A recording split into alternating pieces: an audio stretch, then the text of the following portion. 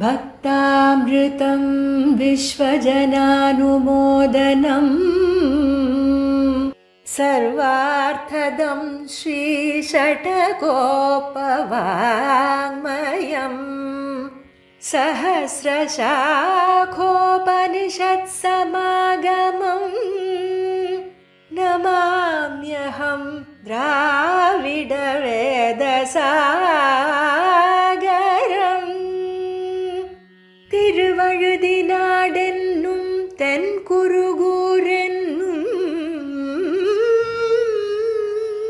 மறுவினியவன் பொருநலென்னும் அருமறைகள் அந்தாதி செய்தான் நடியினையே எப்பொழுதும் சிந்தியாய் நெஞ்சே தெளிந்து மனத்தாலும் வாயாலும் வண்குருகூர் பேணும் இனத்தாரை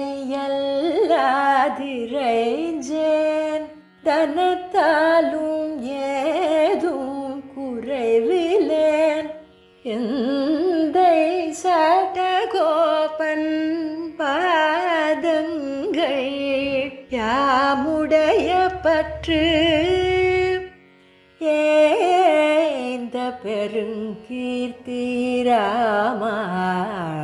ராமானுசமுனிதன் பாய்ந்த மலர்பாதம் வணங்குகின்றேன் ஆய்ந்த பெருஞ்சீரார் சடகோபன் செந்தமிழ் வேதம் தரிக்கும் பேராத உள்ளம் பெற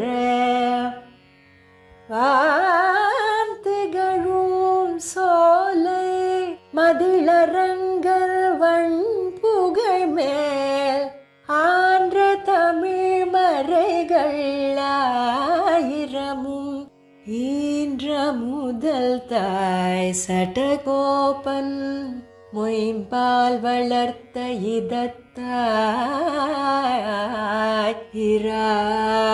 இராமானுசன் மிக்க இறை நிலையும்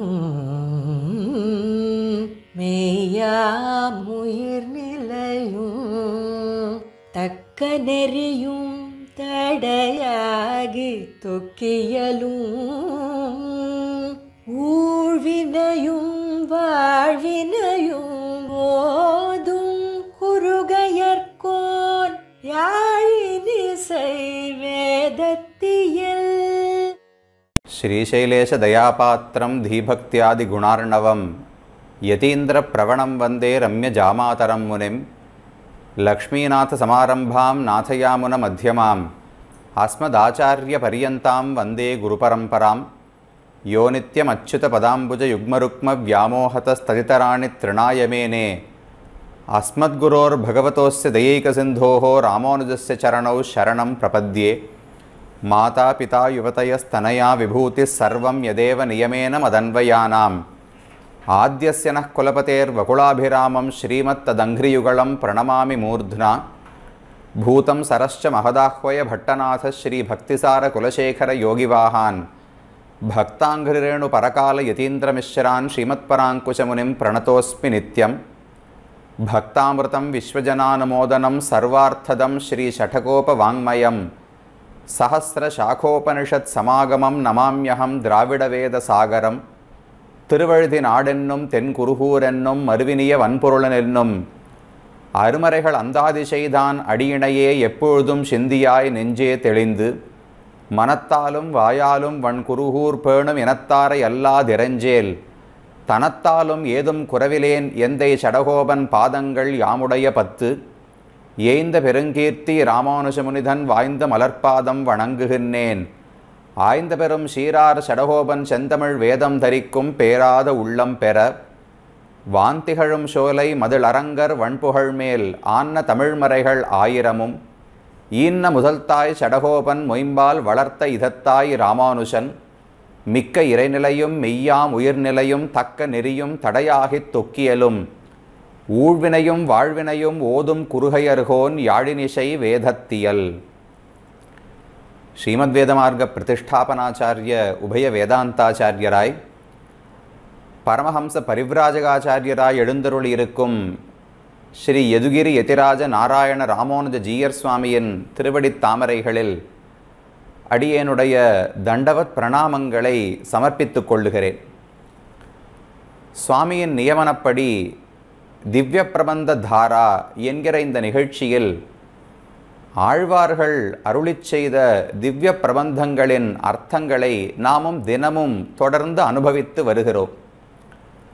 அதில் தற்போது ஆழ்வார்களுக்குள் தலைவரான சுவாமி நம்மாழ்வார் இயற்றின சாமவேதத்துக்கு சமமாக கொண்டாடப்படுகிற திருவாய்மொழி என்கிற கிரந்தத்தை அருளிச்செயல் பிரபந்தத்தை பார்த்து வருகிறோம்.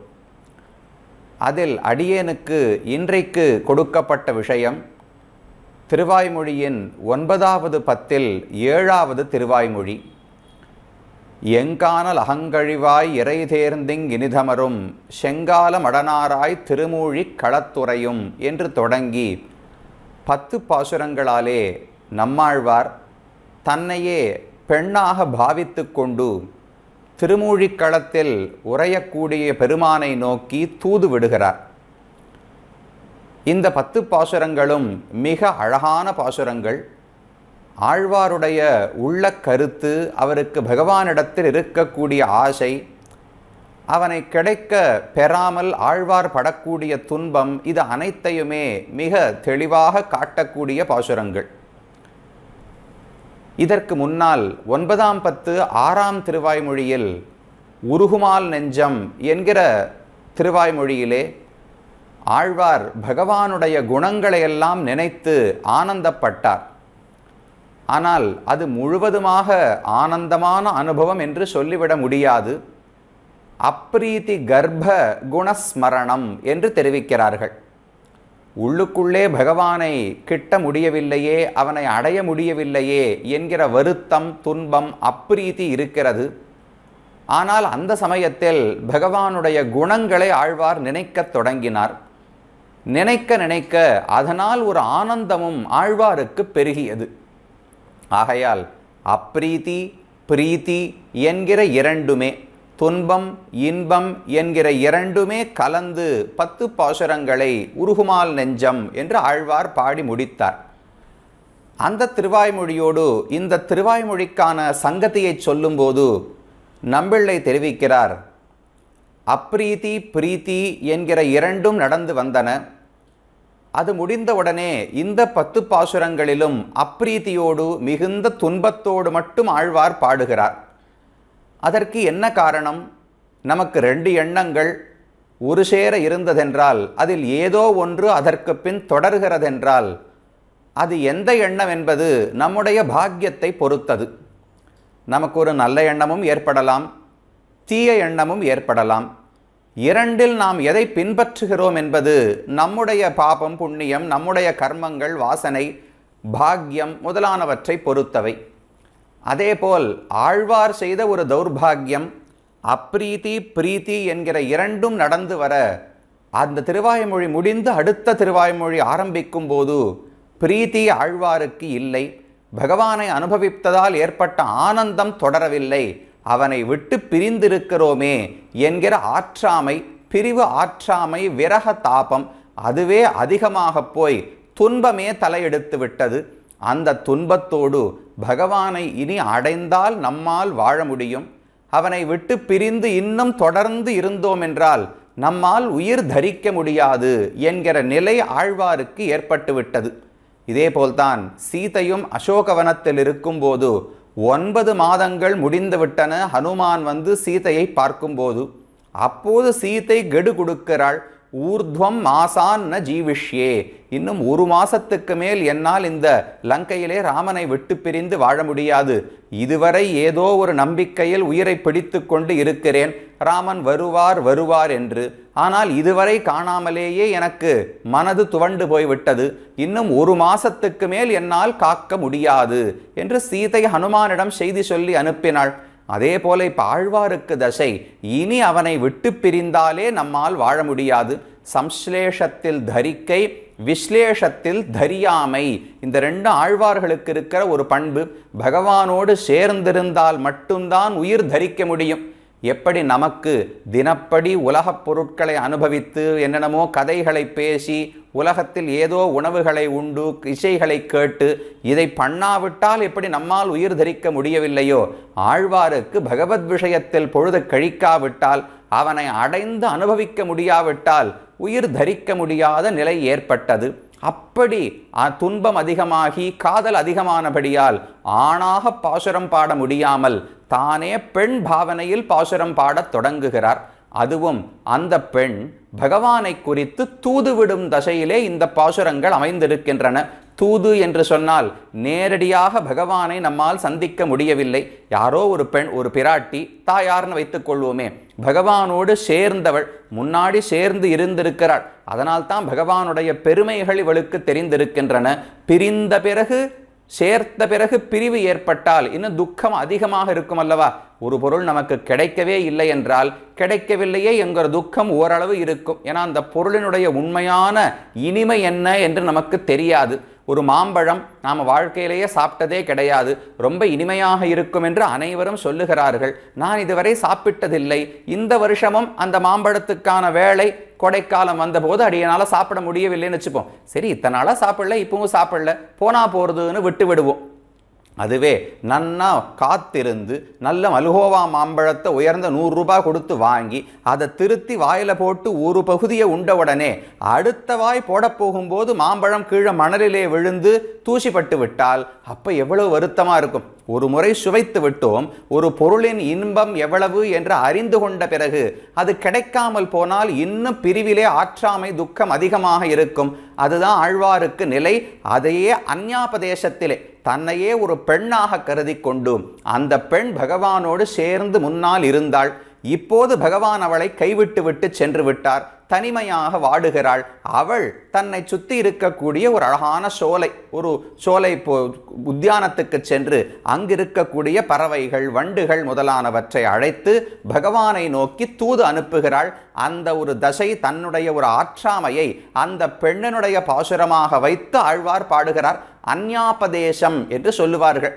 தன்னுடைய நிலையை நேரடியாக சொல்லுவதை விட்டுவிட்டு வேறு ஒருவர் மூலமாக, தன்னுடைய நிலைதான், தன்னுடைய கதைதான், ஆனால் வேறு ஒரு கதாபாத்திரமாக அமைத்து சொல்லுகிறாரோ இல்லையோ, அதற்கு அந்யாபதேசம் என்று பெயர். அப்படி இந்த 10 பாசுரங்களாலே ஆழ்வார் தூது விடுகிறார். இதுதான் கடந்த திருவாய்மொழிக்கும் இந்த திருவாய்மொழிக்கும் தொடர்பு. கடந்த திருவாய்மொழியிலே அப்பிரீத்தியோடு சேர்ந்த பிரீத்தி, துன்பத்தோடு சேர்ந்த இன்பம் இருந்தது.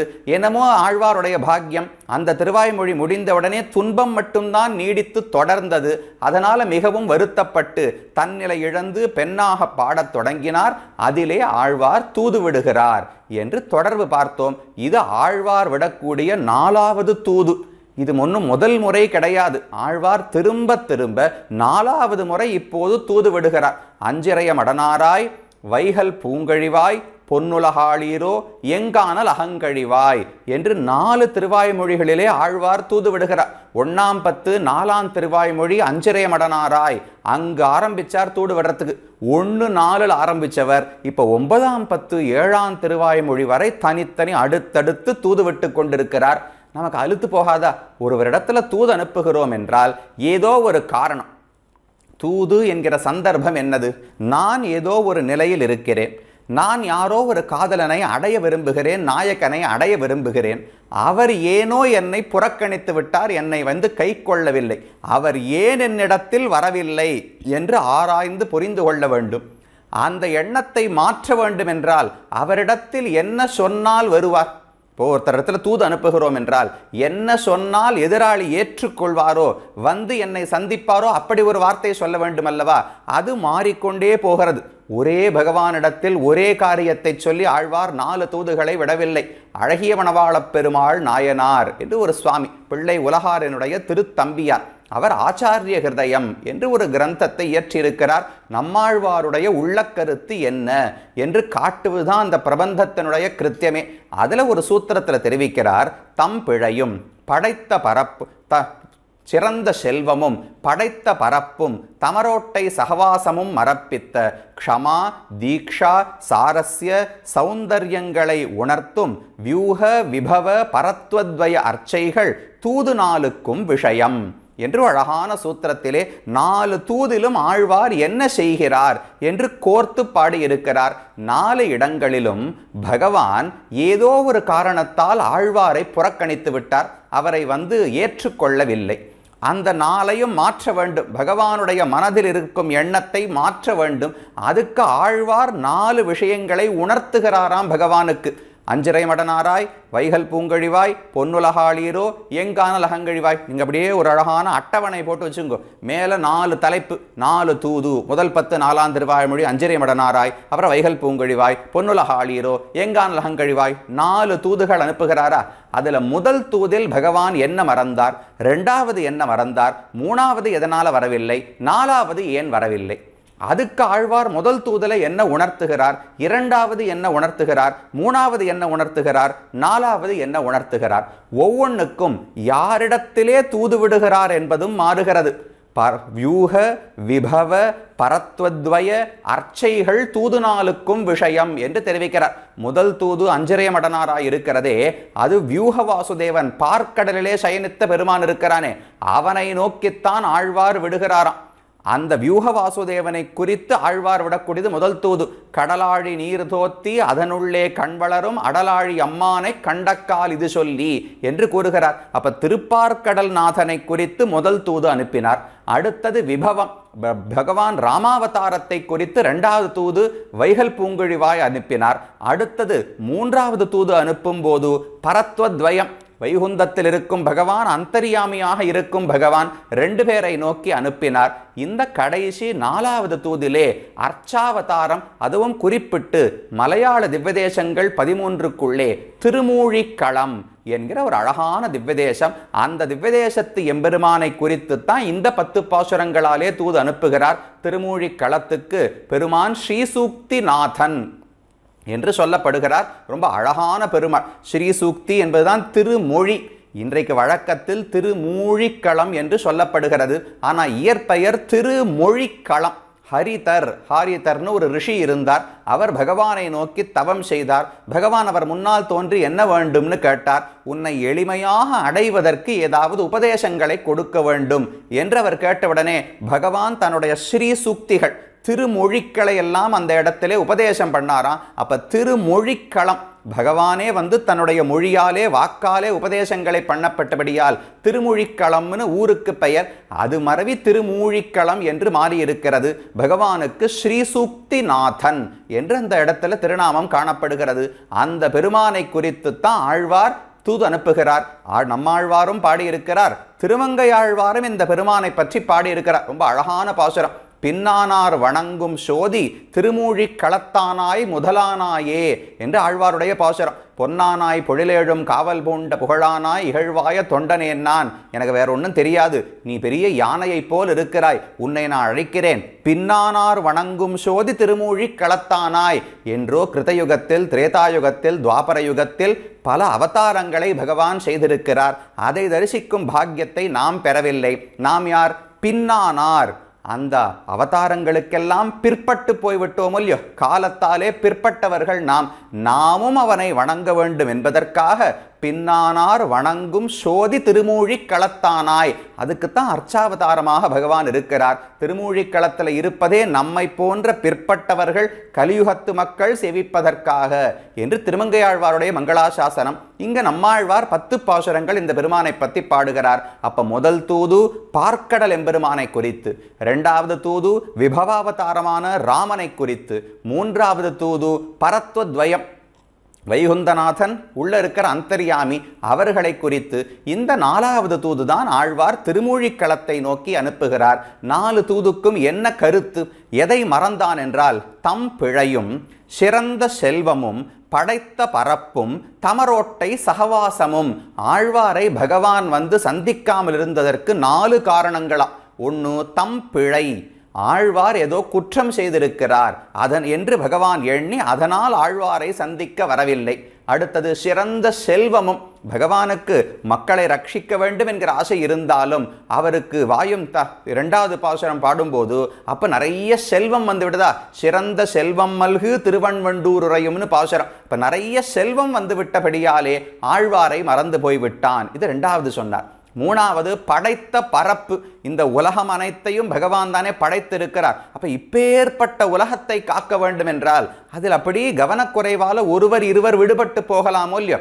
அதனால மற்றவர்களை யோசித்து கொண்டு மற்ற காரியங்களில் ஈடுபட்டு விட்டான். இப்பேற்பட்ட உலகத்தை ரட்சிப்பதில் ஈடுபட்டு இருக்கிறான். அதனால ஆழ்வாரை மறந்து போய்விட்டானாம். நாலாவது இந்த பதிகத்திலே தமரோட்டை வாசமும். தன்னுடைய பக்தர்களோடு சேர்ந்து திருமூழிக்களத்தில் பகவான் வாழ்ந்து கொண்டிருக்கிறார். அதனால நம்மாழ்வாரை மறந்து போயிட்டாராம்.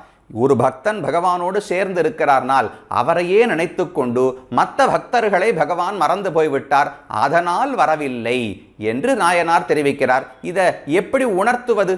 நாலுக்கு ஆழ்வார் பதில் சொல்லணுமோ இல்லையோ. அதுக்கு சொல்றார் க்ஷமா, தீக்ஷா, சாரஸ்ய, சௌந்தரியங்கள்.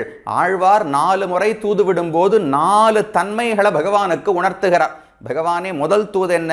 என் பிழையே நினைந்தருளி அருளாத திருமாலார்க்கு என் பிழைத்தாள் திருவடியின் தகவினுக்கென்று ஒரு வாய்ச்சொல்.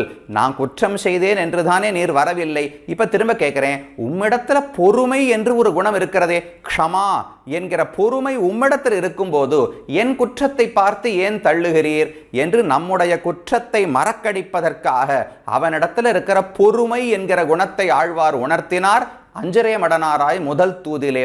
அடுத்தது தீக்ஷா. சரி, நிறைய செல்வம் இருக்கட்டும் பகவானுக்கு, அதனாலும் பகவான் கையில ஒரு விரதம் எடுத்திருக்கிறாரோ இல்லையோ. என்னிடத்துல காலில் ஒருத்தன் சரணாகதி செய்தான் என்றால் கண்டிப்பாக ரட்சிப்பேன் என்கிற தீட்சை விரதம் எடுத்திருக்கிறாரே, அந்த விரதத்தை ஆழ்வார் நினைவுபடுத்தினாராம். உடனே பகவான் ஓடி வந்து ரட்சிக்க வந்து விட்டான். அது இரண்டாவது தூது. மூணாவது ரொம்ப பெரிய படைத்த பரப்பு, நிறைய பெரிய உலகத்தை படைத்து ரட்சிக்கிறபடியால மறந்து போய்விட்டார். அப்ப ஆழ்வார் உணர்த்தினார், உனக்கும் எனக்கும் எவ்வளவு நெருக்கம் தெரியுமா? அந்த சாரஸ்யத்தை மறந்து விட்டாயே. உன்னை விட்டு உன்னுடைய திருத்துழாயை விட்டு என்னால வாழ முடியுமா? தன் மண்ணுநீள் கடல் மேல் தந்துழாய் நமக்கண்ணி நல்கான் என்று ஆழ்வார் பாசுரம். அப்ப மூன்றாவது ஸ்தலத்திலே உனக்கும் எனக்கும் உள்ள சாரஸ்யம், எவ்வளவு ஏகரசமாக ஒன்றாக நாம் பழகுகிறோம், நெருக்கம் இருக்கிறது என்று நெருக்கத்தை அறிவித்தவுடனே பகவான் புரிந்து கொண்டு விட்டார். அது மூணாவது. இப்ப நாலாவது தூதிலே பகவானுடைய பக்தர்கள் நிறைய இருக்கிறபடியால திருமூழிக்களத்தில் அவர்களிடத்துல ஈடுபட்டு ஆழ்வாரை மறந்து விட்டார். அது கடைசியா சொல்றார் சௌந்தர்யம். பகவானே, உன்னுடைய அழகை நீ என்னைக்கானு பார்த்தது உண்டா? ஒரு கண்ணாடியில உன்னுடைய முகத்தை நீ பார்த்து இருக்கிறாயா? பார்த்தால் இதை போல என்னை நீ வஞ்சிக்க மாட்டாய். உன்னோடு ஒரு முறை கலந்து விட்டு பிரிந்தால் எவ்வளவு துன்பம்னு உனக்கு தெரியாதே. அவர் தெரிய வாய்ப்பில்லை அல்லவா? பகவானோடு சேர்ந்து விட்டு அவருடைய அழகை சேவித்த பிறகு ஒரு நாள் திடீரென்று அந்த அழகு கிடையாது, உனக்கு கிடைக்காதுன்னு சொன்னால் அப்ப எவ்வளவு வருத்தமா இருக்கும். அப்ப ஆழ்வார் காட்டுறார், நீ என்னவனாலும் காரியத்தில் இரு, பக்தர்களோடு இரு, உன்னுடைய சௌந்தரியத்தை நினைத்துப்பார், உன்னுடைய வடிவழகை நினைத்துப்பார். அந்த அழகை விட்டு பிரிந்து என்னால் எப்படி வாழ முடியும் என்ற அழகை இந்த 10 பாசுரங்களால உணர்த்துகிறாராம். அப்ப இப்பவே உங்களுக்கு புரிஞ்சிருக்கும், இந்த பிரபந்தம், இந்த திருவாய்மொழி முழுவதுமே பகவானுடைய திருமேனி அழகு, அவருடைய குணங்களின் அழகு, அவர் இருக்கக்கூடிய ஊரினுடைய அழகு, இதையெல்லாம் வர்ணித்து இப்பேற்பட்ட உன்னை விட்டு பிரிந்து நான் என்ன பாடுபடுவேன் உனக்கு தெரியாதா? நீ ஏன் இன்னும் வரவில்லை? என்னை வந்து ரட்சிக்க வேண்டும் என்று திரும்ப திரும்ப ஆழ்வார் தூது அனுப்பி பிரார்த்திக்கிறார். இதுதான் 4 தூதுகள். அஞ்சரிய மடனாராய், வைகல் பூங்கழிவாய், பொன்னுலகாளீரோ, எங்கான லகங்கழிவாய். அதில் இது கடைசி தூது. 9ஆம் பத்து 7ஆம் திருவாய்மொழியிலே ஆழ்வார் அனுப்புகிறார் தன்னுடைய நிலை. இனிமேலும் அவன் வராமல் போனால் தன்னால் தரித்து இருக்க முடியாது என்பதை ஒவ்வொரு பாசுரத்திலும் ஆழ்வார் அறிவிக்கிறார். இனி என்ன பாசுரங்களின் அர்த்தம் என்பதை சுருக்கமாக பார்க்கலாம். முதல் பாசுரத்தை தெரிவிக்கிறார், எம்கானல் அகங்கழிவாய் இறை தேர்ந்திங் இனிதமரும் செங்கால மடனாராய் திருமூழி களத்துறையும் கொங்கார்பூன் துழாய் முடியம் குடற்கூத்தர் கெந்தூதாய் நும்கால்கள் எந்தலமேல் கெழுமீரோ நுமரோடே. முதல் பாசுரத்தில் சில நாரைகள், அந்த நாரைகளிடத்தில் ஆழ்வார் பிரார்த்தனை வைக்கிறார், நீங்கள் தான் எனக்காக தூது செல்ல வேண்டும். எங்கானல் அகம் கழிவாய் இறை தேர்ந்து இங்கு இனிதமரும் செங்கால மடனாராய். மடநாரை மடம் மடம்னு சொன்னால் ஆழ்வார் சொன்னால் அது கேட்குமா, விதேயத்துவம்னு தெரிவிப்பார்கள், பணிவோடு இருக்குமா அந்த நாரைகள். அப்போ ஆழ்வார் நான் சொல்லி கேட்கும் அளவுக்கு எளிமையோடு இருக்கிறீர்களே, மடநாராய் செங்கால மடநாராய், அதனுடைய திருவடி எல்லாம் செவப்பாக இருந்துதான் உடனே ஆழ்வாருக்கு பகவான் ஞாபகம் வந்துட்டார். நான் அடைய பார்க்கிற நாராயணனுக்கு சிவந்த திருவடிகள் தான், என் அவனோடு சேர்த்து வைக்க போகிற இந்த நாரைகளுக்கு சிவந்த திருவடிகள் தான். அப்போ ரொம்ப பொருத்தம். பகவான் தன்னுடைய திருவடியை என் மடியிலே நீட்டி வைத்துக் கொள்ள வேண்டும். கணவன் திருவடியை மடியில மனைவி வைத்துக்கொண்டு பணிவிட பண்ணுவாளோ இல்லையோ, அப்ப என் மடியில பகவானுடைய திருவடி இருக்கணும், அதுவும் சிவப்பா இருக்கணும். என் தலையில இந்த நாரைகளுடைய திருவடி இருக்கணும், அதுவும் சிவப்பாக இருக்க வேண்டும் என்று ஆழ்வார் பிரார்த்திக்கிறார். செங்கால மடனாராய் என்ன பண்ண வேண்டும்? எம் காணல் அகம் கழிவாய் இறை தேர்ந்து இங்கினிதமரும் செங்கால மடனாராய். எம் காணல், ஆழ்வாருக்கு சொந்தமா சின்ன சில சோலைகள் எல்லாம் இருக்கின்றனவாம். காணல் காணல்னு சொன்னா கடற்கரையில் இருக்கக்கூடிய ஒரு சோலை என்று பொருள் சொல்லுகிறார்கள். எம் காணல் அகம் கழிவாய், அதுக்குள்ள ஒரு கழி, ஒரு ஓடை வருகிறது. அந்த கழியிலே இறை தேர்ந்து இங்கு இரிதமரும், அதுல ஏதான இறை வருமான தேடி தேடி பிடித்து உண்ணுகிறதாம் அந்த நாரைகள் எல்லாம். அப்ப ஆழ்வாருக்கு சொந்தமான ஏதோ ஒரு கடற்கரை சோலை, அந்த சோலையிலே இறை தேடி உண்டு கொண்டு இருக்கிறது அந்த நாரை. அந்த நாரை அழைக்கிறார், இறை தேர்ந்து இங்கு இனிதமரும், நீ ரொம்ப ஆனந்தமாக இருக்கிறாய். இனிதமரம்னு சொன்னா அந்த இடத்தில் பொருந்தி இருக்கிறதுன்னு ஒரு அர்த்தம். ரெண்டாவது, எனக்கு முகம் காட்டி என்னோடு சேர்ந்து இருக்கிறாயே, பகவான் தான் என்னை புறக்கணித்து விட்டான், நீயாவது இந்த மட்டும் என்னை வந்து பார்க்க வந்தாயே. இனிதமரும், ஆனந்தமாக என்னோடு சேர்ந்திருக்கக்கூடிய செங்கால மடனாராய் என்று ஆழ்வார் அழைக்கிறார். இந்த இடத்துல ஒரு சந்தேகம் ஏற்படும், அது என்னது, ஆழ்வாருக்கு சொந்தமாக ஏதான சோலைகள் எல்லாம் இருக்குமா? முதல்ல அப்படி ஒருவர் பேசலாமா? ஸ்ரீவைஷ்ணவர் பக்தன்னு சொன்னால் என்னுடையது என்று எதையுமே சொல்லக்கூடாதே. அகங்காரம் கூடாது, மமகாரம் கூடாது, அகம் நான் எனது என்று எண்ணமே இருக்கக்கூடாது. நீர் நுமது என்றிவை வேர் முதல் மாய்த்துன்னு இதே ஆழ்வார் தான் முதல் 10 2ஆம் திருவாய்மொழியிலேயே பாடினார். அப்ப என்ன ஆழ்வாருக்கு திடீர்னு மமத்தை எங்கேருந்து வந்தது? இந்த என்னுடையது என்கிற எண்ணம் எங்கிருந்து வந்ததுனால் அது ஒன்றும் தவறான எண்ணம் கிடையாது. இந்த ராவணன் என்னமோ இந்த உலகமே என்னுடையது என்று சொல்வது போல் அல்ல, துரியோதனன் இந்த ஹஸ்தினாபுர ராஜ்யமே என்னுடையது என்று சொல்லுவது போல் அல்ல. ஆழ்வாருக்கு என்ன எண்ணம்? எம்கானல் அகங்கழிவாய் இறை தேர்ந்திங்கினிதமரும் செங்காலம் அடனாராய் என்று எதுக்காக சொல்லுகிறார்? நாரையே, நீ கழியிலே இறை தேடிக்கொண்டு இருக்கிறாய் என்று சொல்லியிருந்தா போருமோ, என்னுடைய சோலையிலே இறை தேடிக்கொண்டிருக்கிறாய்னு எதுக்கு சொல்றார்னால், இந்த நாரை ஆழ்வாருக்கு ஒரு பெரிய உதவி செய்ய போகிறது அல்லவா. ஆழ்வாருக்காக பகவானிடத்திலே தூது போய் இவருடைய துர்தசை கஷ்டமான நிலையை அவனிடத்துல எடுத்து சொல்லி, அதை சொன்ன உடனே பகவான் பொறுக்க மாட்டார், உடனே ஓடி வந்துடுவார். ஆழ்வாருக்கு தெரியும் பகவான் எதனால் இதுவரைக்கும் வரவில்லை. தமரோட்டை வாசம், திருமூழிக்களத்தில் ஏற்கனவே நிறைய பக்தர்கள் பகவானுக்கென்றே வாழ்பவர்கள் இருக்கிறார்கள். அவர்களோடு சேர்ந்திருந்தபடியாலே இந்த இடத்துக்கு ஆழ்வாரை ஏற்றுக்கொள்ள பகவானால் வர முடியவில்லை, மறந்து போய்விட்டார். அவருக்கு அழகை நினைவுபடுத்தி விட்டால், உன்னுடைய சௌந்தரியம் என்னை இவ்வளவு பாடுபடுத்துகிறதுன்னு ஒரு வார்த்தை சொல்லிவிட்டால் பகவான் உடனடியாக ஓடி வந்து விடுவார், வந்தால் என்னை ஏற்றுக்கொண்டு விடுவார். அப்ப இந்த நாரை தானே என்னையும் பகவானையும் சேர்த்து வைக்க போகிறது. இந்த நாரைக்கு என்ன பதில் உதவி பண்ண முடியும்? பிரத்யுபகாரம் ஏதான பண்ணமோ இல்லையோ. ஹனுமான் ராமனுக்காக சீதை இடத்துல செய்தி சொன்னார். சீதை சொன்ன செய்தியை திரும்ப ராமன் இடத்துல வந்து சொன்னார். ராமன் பயந்தே போயிட்டார். இப்ப என்ன பிரத்யுபகாரம் பண்ணுவது? என்கிட்ட முத்துஹாரம் இருக்கா, ரத்னஹாரம் இருக்கா, வைரம் வைடூரியம் இருக்கா? ஒன்றும் கிடையாது. சரி, ஒன்று பண்றேன், இந்த திருமேனியையே உமக்கு கொடுக்கிறேன்னு ஹனுமானா அணைத்து கொண்டாராம் ராமன். இது பிரத்யுபகாரம் தானே. அவர் பண்ண உதவிக்கு கைமாறி என்ன செய்வதுன்னு தெரியாமல் ராமன் ஆலிங்கனம் செய்து கொண்டார். அதே பயம்தான் இப்ப ஆழ்வாருக்கு. இந்த நாரை என்னையும் பகவானையும் சேர்த்து வைக்க போகிறதே, இதுக்கு நான் என்ன பிரத்யுபகாரம் பதிலுதவி பண்றதுன்னு ஆழ்வாருக்கு எண்ணம். அதனால் என்ன பண்ணார்? ஒண்ணுமில்லை, நாராய் நீ இப்ப மீன் பிடிச்சு சாப்பிடுறியே, அந்த மீன் என்னுடைய சோலையில் இருப்பது என்று எதுக்கு சொல்றார்? இப்ப இந்த மமகாரம் என்னுடையதுன்னு சொல்லுவது கர்வத்தால் வந்ததல்ல. ஐயோ, இப்பேற்பட்ட ஒரு நாரைக்கு, என்னையும் பகவானையும் சேர்த்து வைத்த ஒரு நாரைக்கு என்னால கொடுப்பதற்கு ஒண்ணுமே என்னிடத்துல இல்லை. அப்ப ஒண்ணு வேணா பண்ணலாம், இந்த சோலை என்னுடையதுன்னு சொன்னோம்னால் அப்ப என் சோலையில உனக்கு மீன் கொடுத்தேனே, இவ்வளவுதான் என்னால முடியும். இதுக்கு மேல எனக்கு உனக்கு உதவி செய்வதற்கு எதுவுமே கிடையாது. பதிலுதவி என்னால ஒண்ணு செய்ய முடியாது. நீ பண்ண உபகாரத்துக்கு என்னால் இந்த சின்ன பிரத்யுபகாரம் தான் செய்ய முடியும். அதையாவது பண்ணணும்னு ஆழ்வாருக்கு ஆசை. அப்ப இந்த இடத்துல மமகாரம் எதற்கு வந்தது? மமத்தை. இது என்னுடைய காணல், எம்கானல் அகங்கழிவாய்னு ஏன் சொல்றார்னால், இந்த மமத்தை என்பது அந்த பக்தன் தன்னையும் பகவானையும் சேர்த்து வைத்த ஒரு பக்ஷி இருக்கிறதே, அந்த பக்ஷிக்கு தன்னால் முடிந்த ஒரு பதிலுதவியை செய்ய வேண்டும் என்பதற்காக இது என்னுடைய காணல்னு சொல்றாரே தவிர, மற்றபடி தனக்கு அதுலேருந்து ஏதோ சொத்து வரணும் வரப்பு வரணும்னு ஆழ்வாருக்கு எந்த ஆசையும் கிடையாது. எங்கானல் அகங்கழிவாய் இறை தேர்ந்து இங்கு இனிதமரும் செங்கால மடனாராய் திருமூழி களத்துறையும். இந்த இடத்துல நாராய் என்று ஒருமைதான் இருக்கிறது, ஏகவசனம் இருக்கிறது. ஆனால் ஜாத்தியேக வசனம்னு தெரிவிப்பார்கள். இப்போ ஒரு இடத்துல நிறைய மனிதர்கள் இருக்கிறார்கள்னு வச்சுக்கோங்களேன், எங்குமே மனிதன் இருக்கான், இந்த பூமியில் மனிதன் வாழ்கிறான் அப்படின்னு சில இடத்துல எழுதுவா. புதுசாக அந்த புதினங்கள் எல்லாம் எடுத்து படித்தோம்னால், மனிதன் வாழக்கூடிய ஒரு இந்த உலகத்தில் மனிதன் தோன்றினது இத்தனை ஆண்டுகளுக்கு முன்னால். அப்படின்னா ஒரே ஒரு மனுஷன் தோன்றினாரா, இல்லை ஒரு ஊரில் ஒரே ஒரு மனிதன் வாழ்கிறானா? அப்படி அர்த்தம் கிடையாது. மனிதர்கள்ங்கிறது ஒரு பொதுவான ஜாதி தானே. அப்ப மனிதன் என்று ஒருமையில் சொன்னாலும் அந்த இடத்துல பன்மைதான் குறிக்கப்படுகிறது. அதே போல இங்கேயே செங்கால மடனாராய் அப்படின்னு ஒருமையில் இருந்தாலும் பன்மை வச்சுக்கணும். ஏன்னா மேல பாசுரத்தை பார்த்தோம்னா பல நாரைகளிடத்தில் ஆழ்வார் பேசுவதாக தெரிகிறது.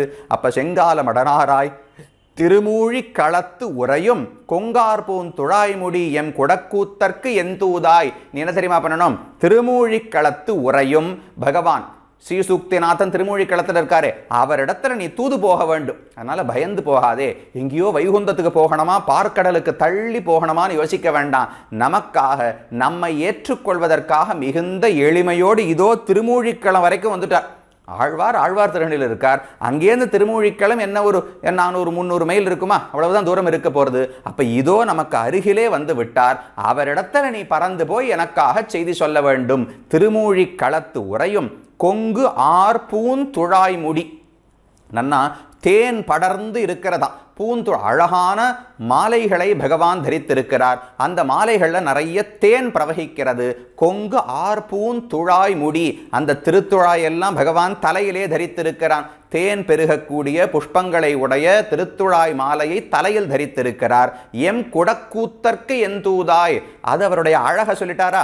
தலையில் திருத்துழாய் அடைந்திருக்கிறார்னு சொன்னா அழகான நிலைன்னு புரிந்து கொள்ள வேண்டும். நாமளே கோயிலுக்கு சேவிக்க போறோமே, போகும்போது பகவான் நிறைய ஆபரணங்கள் எல்லாம் போட்டு அலங்காரம் பண்ணிட்டு இருந்தா ஒரு மாதிரி அழகா இருக்கும். அதெல்லாம் இல்லாமல் திருமஞ்சனம் நடக்கும்போது வெறும் ஒரே ஒரு வெள்ளை வஸ்திரம் இல்லை மஞ்சள் வஸ்திரம் அணிந்து கொண்டு தலையில ஒரு திருத்துழாய் மாலையை மட்டும் சுத்திட்டு அப்படியே சங்க சக்கரங்களை காட்டிட்டு சேவை சாதிப்பார். அது இன்னும் அழகா இருக்கும். அப்ப அந்த திருத்துழாய் மாலை தலையில் இருந்தா என்ன அழகு. அப்படி பூந்துழாய் முடி எம் குடக்கூத்தற்கு எந்தூதாய்.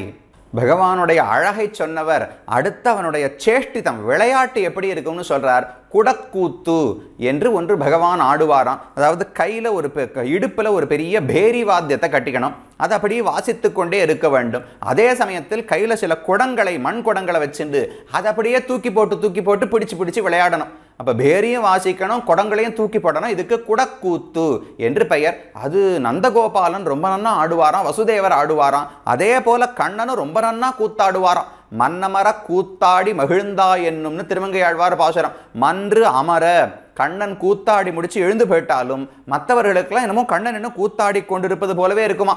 பார்க்க வந்தவர்கள் யாரும் எழுந்து போகவே மாட்டார்கள். கண்ணன் மட்டும்தான் புறப்பட்டு போவார். மற்றவர்கள் எல்லாம் அங்கேயே மனதை பறிகொடுத்து விட்டு அமர்ந்து கொண்டே இருப்பார்களாம். அப்படி குடக்கூத்து பகவான் ஆடுவாரு. அப்ப வடிவழகு சொன்னார் கொங்கார் பூன் துழாய் முடி. அவனுடைய லீலையை சொல்லுகிறார். எம் குடக்கூத்தற்கு என் தூதாய். அப்படிப்பட்ட அழகான மனம் கவரக்கூடிய சேஷ்டிதத்தை உடைய கண்ணனுக்கு என் தூதாய், நான் உன்னை தூதாக அனுப்புகிறேன், நீ போய் அவனிடத்துல செய்தி சொல்லு. நும் கால்கள் என் தலைமேல் கெழுமீரோ நுமரோடே. அதுக்கு நீ இதை போய் செய்தி சொன்னாய் என்றால் நான் உன்னிடத்துல எவ்வளவு கடன் பட்டிருப்பேன் தெரியுமா. நும் கால்கள், உங்களுடைய திருவடிகளை என் தலைமேல் கெழுமீரோ, கெழுமீரோன்னு சொன்னா அதை சேர்க்க வேண்டும். உன் திருவடியை கொண்டு வந்து என் தலையில் வைக்கிறாயா, நீ மட்டும் வச்சால் போராது, நுமரோடே உன்னுடைய மனைவி உன்னுடைய குழந்தைகள் எல்லாரும் இருப்பார்களே, அவர்களோடு வந்து உங்கள் திருவடிகளை எல்லாம் என் தலையிலே வைக்க வேண்டும். என்னுடைய செய்தியை பகவானிடத்தில் நீங்கள் போய் சொன்னீர்கள் என்றால் உங்கள் திருவடிகளை என் தலையிலே வைத்து நான் தரிக்கிறேன் என்று ஆழ்வார் தெரிவிக்கிறார். அவ்வளவு முக்கியம். நம்மையும் பெருமானையும் சேர்த்து வைக்கிறது ஒரு பக்ஷின்னு சொன்னால் ஆச்சாரியன் என்று பொருள் கொள்ள வேண்டும். இந்த இடத்துல யாரோ நாரை குருகு வண்டுன்னு யாரையோ பத்தி பேசுறான்னு நினைக்க வேண்டாம். இந்த ஜீவாத்மாவும் இதே போல் பகவானை விட்டு பிரிந்து துன்பப்படும் போது நமக்காக அவனிடத்துல தூது சென்று சேர்க்கக்கூடியவர் யார்? ஆச்சாரியன். அந்த ஆச்சாரியனுடைய திருவடிகளை தலையால தரிக்க வேண்டும். அவருடைய பத்னி, அவருடைய மகன், அவர்கள் திருவடிகளையும் தரிக்க வேண்டும். ஆச்சாரியவத்து தத் புத்திரே விருத்திகின்னு தெரிவிக்கிறது தர்மசாஸ்திரம். சொல்லும் போதே ஆச்சாரியனிடத்தில் எவ்வளவு மதிப்போடு கௌரவத்தோடு பணிவோடு இருக்கிறோமோ அதே போல அவர் மனைவியினிடத்திலும் அவர்களுடைய குமாரர்கள் சந்தைத்தினரிடத்திலும் இருக்கணுமா. அவர் ஆச்சாரியன் பெரியவர், 60 வயசுக்காரர் இருக்கார், அவருடைய குமாரர் அடியனுக்கு சக வயசுன்னு வச்சுங்களேன். அதுக்காக அப்படியெல்லாம் என்ன போல ஒருத்தர் நடத்திட முடியாது. ஆச்சாரியனிடத்தில் வைக்கிற கௌரவத்தை அவருடைய குழந்தைகள் அவருடைய மனைவி இடத்திலும் வைக்க வேண்டும். மணக்கால் நம்பிகள்னு கேள்விப்பட்டிருக்கேன். உய்யக்கொண்டார் என்று ஒரு ஆச்சாரியர் இருந்தார். அவருக்கு மணக்கால் நம்பிகள்னு சிஷ்யர் இருந்தார். ஒரு முறை உய்யக்கொண்டாருடைய குமாரதிகள் பெண்கள் காவிரிக்கு நீராடுவதற்கு சென்றார்கள். நீராடி திரும்ப வரும்போது மணக்கால் நம்பிகள் தான் துணைக்கு வந்து கொண்டிருக்கிறார். நடுவுல ஏதோ சகதி சேர் இருக்கிறது, தாண்ட முடியவில்லை. உடனே தானே அந்த சேற்றுக்கு மேல் படுத்து கொண்டு அவர் பேர்ல ஏறி நடக்க சொன்னாராம் அந்த 2 சின்ன குழந்தைகளையும் பெண்களையும். அதை கேட்டு உய்யக்கொண்டார் ஆச்சரியப்பட்டார். இவ்வளவா பக்தி இருக்க முடியும்?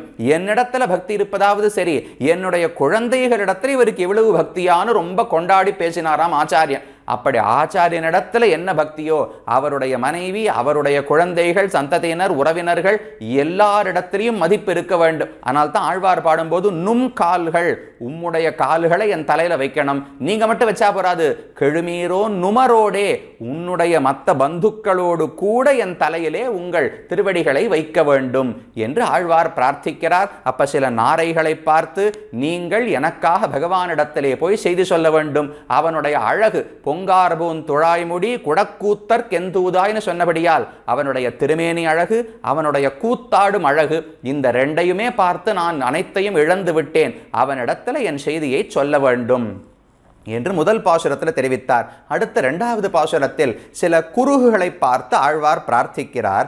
நுமரோடும் பிரியாதே நீரும் நும் சேவலுமாய் அமருகாதல் குறுகினங்காள் அணிமூழி களத்துறையும் எமராலும் பழிப்புண்டு இங்கென் தம்மால் இழிப்புண்டு தமரோடு அங்குறைவார்க்கு தக்கிலமே கேளீரே என்று 2வது பாசுரத்தில் சொல்றார். குறுகினங்காள், இதுல குறுகுகள் என்கிற சில பட்சிகளிடத்தில் ஆழ்வார் பிரார்த்திக்கிறார். அது எப்படி இருக்கு? நுமரோடும் பிரியாதே நீரும் நிம் சேவலுமாய் அமர் காதல் குறுகினங்காள்.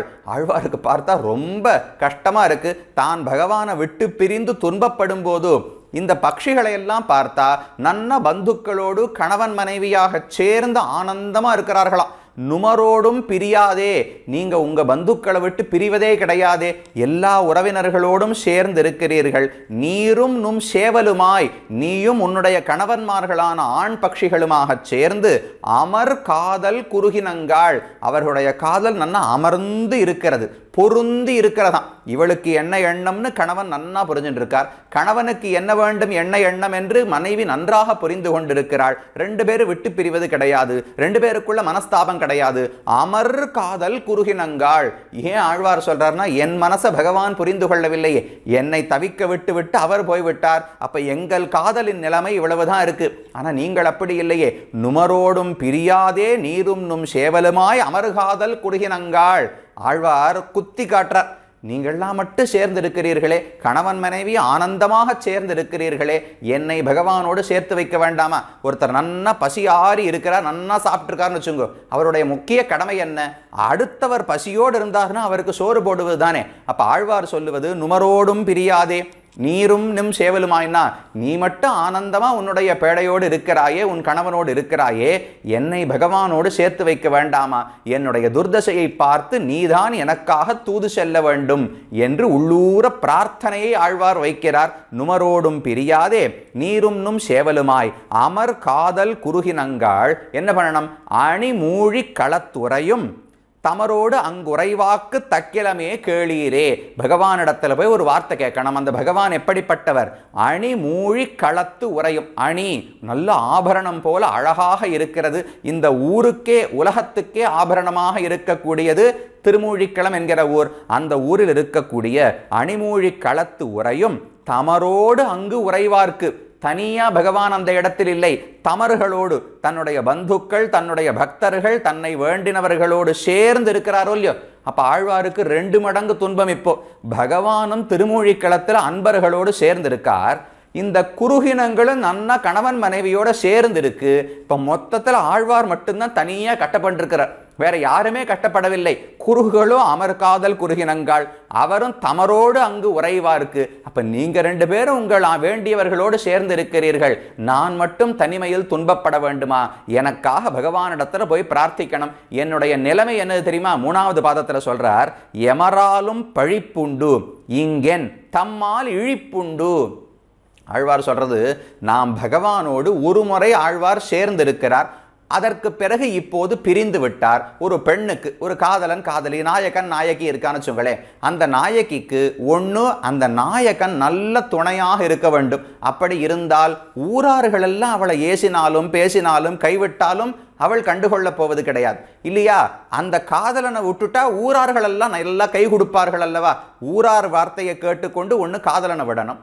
அப்போ ஒரு பக்கமான நமக்கு ஒரு ஆறுதல் இருக்கும். இல்லை ஊரார்கள் என்ன வேணுமோ சொல்லட்டும், நான் காதலனை கெட்டியா பிடிச்சிட்டு இருக்கேன்னா அவர் அந்த அளவுக்கு எனக்கு துணையாக இருக்க வேண்டும். இது 2மே ஆழ்வாருக்கு இல்லை. ஆழ்வார் சொல்றார், எமராலும் பழிப்புண்டு. நான் எப்ப பகவானை காதலித்தேனோ அவனோடு சேர்ந்தேனோ அப்பவே என்னுடைய பந்துக்கள் உறவினர்கள் எல்லாம் என்னை பழிக்க தொடங்கி விட்டார்கள். எமராலும் பழிப்புண்டு. சரி, இவர்கள் தான் பழிக்கிறார்களே, பகவானாவது கைப்பிடிப்பாரான்னு பார்த்தால் தம்மால் இழிப்புண்டு. அவர் என்னை கை கொள்ளவில்லை, அவரும் புறக்கணித்து விட்டு ஒரு முறை வந்தார், நன்னா அணைத்தார், சேர்ந்தார், ஆனந்தமா இருந்தார். அதுக்கப்புறம் இப்போது என்னை விட்டு பிரிந்து போய்விட்டார். அப்ப 2 பக்கமுமே எனக்கு அடி. உறவினர்களை பிடிச்சிட்டு பகவானை விட்டு போனாலும் பரவாயில்லை, பகவானை பிடிச்சிட்டு உறவினர்கள் விட்டு போயிருந்தாலும் பரவாயில்லை, எனக்கு 2 பேருமே தவிக்க விட்டார்கள். எமராலும் பழிப்புண்டு தம்மால் இழிப்புண்டு இங்கு என். இப்ப நான் இருக்கிற நிலை எதற்கு என்றே எனக்கு புரியவில்லை. என்ன வாழ்க்கை, என்ன பிரயோஜனத்துக்காக வாழ்கிறேன் என்றே புரியவில்லை என்று ஆழ்வார் குறிக்கிறார். பாட்டு இருக்கிறது, எமராலும் பழிப்புண்டு இங்கென் தம்மால் இழிப்புண்டு என்று. கொஞ்சம் மாத்தி வச்சுக்கணும். எமராலும் பழிப்புண்டு தம்மால் இழிப்புண்டு இங்கு என். எமரால் பழிப்புண்டு, ஆனால் என்னுடைய பந்துக்கள் உறவினர்கள் என்னை பழித்து விட்டார்கள். தம்மால் இழிப்புண்டு, அந்த திருமூழிக்களத்து உரையும் பெருமான் இருக்காரே, அவரும் என்னை கைவிட்டு விட்டார். இங்கு என். இப்ப நான் வாழ்வது எந்த பிரயோஜனத்துக்காக என்று தெரியவில்லை. அதனால் நீங்கள் தமரோடு அங்கு உறைவார்க்கு, தன்னுடைய பந்துக்கள் அனை வேண்டியவர்களோடு சேர்ந்து திருமூழிக்களத்தில் பகவான் இருக்காரே, அவரிடத்தில் போய் தக்கிலமே கேளீரே. நீங்க ஒரு வார்த்தை கேட்க வேண்டும், தக்கிலமே. தகுந்ததுன்னு சொன்னா என்ன? யோக்கியத்தை உடையது, ஒரு தகுதி உடையதுன்னு சொல்றோமோ இல்லையோ. தக்கிலமே, நான் என்ன தகுதி அற்றவளா? உன்னோடு சேருவதற்கு நம்மாழ்வாருக்கு பராங்குஷ நாயகிக்கு தகுதி இல்லையா என்று ஒரு வார்த்தை அவரிடத்துல கேட்க வேண்டும். தமரோடு அங்கு உறைவார்க்கு தக்கிலமே கேளீரே. ஏன் அப்படி ஆழ்வார் சொல்றார்னால், ஆழ்வாருடைய எண்ணம் என்ன? பகவானை நான் மட்டும் அடைய வேண்டும், எனக்கு மட்டுமாக பகவான் வேண்டும்னு ஆழ்வார் ஆசைப்பட்டால் அதுல ஒரு கஷ்டம் இருக்கு. ஏன்னா தமரோடு அங்கு உறைவார்க்கு, நிறைய பக்தர்களோடு சேர்ந்து திருமூழிக்களத்தில் பகவான் இருக்கார். ஆழ்வார் பிரார்த்திக்கிறது அவர்களையெல்லாம் விட்டுட்டு என்னை மட்டும் வந்து சேர்ந்து என்னோடு சேர வேண்டும் என்று ஆழ்வார் பிரார்த்தித்தால் அப்போ முரண்பாடு இருக்கிறது, பகவானு கஷ்டமா இருக்கும். ஆழ்வாருடைய பிரார்த்தனை என்ன? அடியார்கள் குழாங்களையே உடன்கூடுவது என்னுகளோ, பகவானோடு சேர்வதை விட அவன் பக்தர்களோடு சேர்வதில் தான் ஆழ்வாருக்கு ஆசை. அப்போ ஆழ்வார் கேட்கிற, நான் என்ன தகுதி இல்லாமல் போய்விட்டேனா? என்னை அந்த திருமூழிக்களத்தில் சேர்த்து கொண்டிருந்தால் அந்த பகவானையும் அந்த பக்தர்களுடைய கோஷ்டியும் சேர்த்து நானும் அனுபவித்திருப்பேனே. நான் எந்த விதத்தில் தகுதி இல்லாமல் போய்விட்டேன்? தக்கிலமே கேளீரே, நான் தகுதி அற்றவளா? பகவானால் கை கொள்ளப்படுவதற்கு எனக்கு தகுதி இல்லையா என்று கேளீரே, அவனிடத்தில் போய் நீங்கள் ஒரு வார்த்தை கேட்க வேண்டும் என்று 2வது பாசுரத்திலே பாடினார். அடுத்து 3வது பாசுரம், தக்கிலமே கேளீர்கள் தடம் புனல்வாய் இறை தேரும் கொக்கினங்காள் குருகினங்காள் குளிர்மூழி களத்துறையும் செக்கமலத் தளர் போலும் கண்கை கால் செங்கனிவாய் அக்கமலத் திலை போலும் திருமேனி அடிகளுக்கே. இந்த பாசுரத்தில் பகவானுடைய அழகு, இந்த 10 பாசுரங்களுமே அவனுடைய அழகை பகவானுக்கு நினைவுபடுத்தி, இவ்வளவு அழகான உன்னை நீ கண்ணாடியில் பார்த்ததே கிடையாதா? உன்னை விட்டு பிரிந்து நான் எவ்வளவு தவிப்பேன்னு கொஞ்சம் யோசித்துப்பார், அதனால உடனடியாக வந்து என்னை ரட்சித்து விடு என்றுதானே ஆழ்வார் உணர்த்த பார்க்கிறார். அந்த அழகை இந்த பாட்டில் ரொம்ப அழகாக காட்டுகிறார். தக்கிலமே கேளீர்கள் தடம் புனல்வாய் இறை தேரும். தக்கிலமே, நான் என்ன அவருக்கு தகுந்தவர் இல்லையா என்று கேளீர்கள். பகவானிடத்திலே நீங்கள் கேட்க வேண்டும். யார்கிட்ட சொல்றார்? தடம் புனல்வாய் இறை தேரும். தடம் நல்ல பெரிய ஒரு தடாகத்திலே, ஒரு பெரிய நீர்நிலையிலே இறை தேடக்கூடிய கொக்கினங்காள் குறுகினங்காள், கொக்குகள் குறுகுகள் ரெண்டு விதமான பட்சிகளிடத்திலும் ஆழ்வார் பிரார்த்திக்கிறார். அதுவும் இந்த இடத்துல பன்மை இருக்கு பாருங்க. கொக்கினங்காள் குறுகினங்காள், யாரெல்லாம் கண்ணில் பட்டார்களோ, ஏன்னா யார் எனக்கு காரியத்தை சாதித்து கொடுப்பார்கள்னு ஆழ்வார் தெரியாது.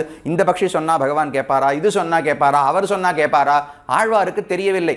யாரெல்லாம் கண்ணில் பட்டார்களோ எல்லாரையுமே தூதாக அனுப்புகிறார். கொக்கினங்காள் குறுகினங்காள் திருமூழி களத்துறையும் அக்கமல தளர் போலும் கண்கைகால் செங்கனிவாய். யாரிடத்துல போக வேண்டும்? திருமூழி களத்துல அந்த பகவான் இருக்காரே, அவருடைய வடிவழகு எப்படிப்பட்டது தெரியுமா? அக்கமலத்து இலை போல், அக்கமல தளர் போலும் கண் கை கால் செங்கனிவாய்.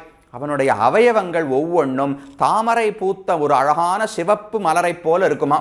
அவனுடைய திருமேனி அந்த தாமரை இலைகள் பச்சையா இருக்குமோ இல்லையோ. ஒரு தாமரை குளம் கற்பனை பண்ணி பார்த்துங்க. தாமரை குளம் எப்படி இருக்கும்? மொத்தமா அப்படியே பச்சையா தாமரை இலைகளால் மூடப்பட்டிருக்கும். அதுல நடுவுல சிவப்பு சிவப்பா அழகா தாமரைகள் பூத்து இருக்கும் அல்லவா. அதே போலத்தான் பகவானுடைய திருமேனியா. அக்கமலத்து இலை போலும் திருமேனி. பகவானுடைய திருமேனி கமலத்து இலை. நன்னா கமலத்தினுடைய இலைகள் பச்சை பசேன்னு இருக்கும். அதை போல கரும் பச்சை நிறத்தில் பகவானுடைய திருமேனி இருக்கு. அதுக்கு நடுவில் இந்த ரெண்டு கண்கள் மட்டும் ரெண்டு தாமரையை போல் இருக்கு. இந்த வாய் ஒரு தாமரையை போல் இருக்கு. கைகள் ரெண்டு தாமரைகளை போல் சிவந்து இருக்கின்றன. அக்கமலத்த அலர் போலும் கண் கை கால் செங்கனிவாய் என்று 4 அவயவங்களை பாடுறார். ஆனா கிரமமே இல்லை பாருங்க. கண்ணு மேல இருக்கு, கை கீழே இருக்கு, அதுக்கப்புறம் கால்னு சொல்றார், அதுக்கப்புறம் வாய்னு சொல்றார்.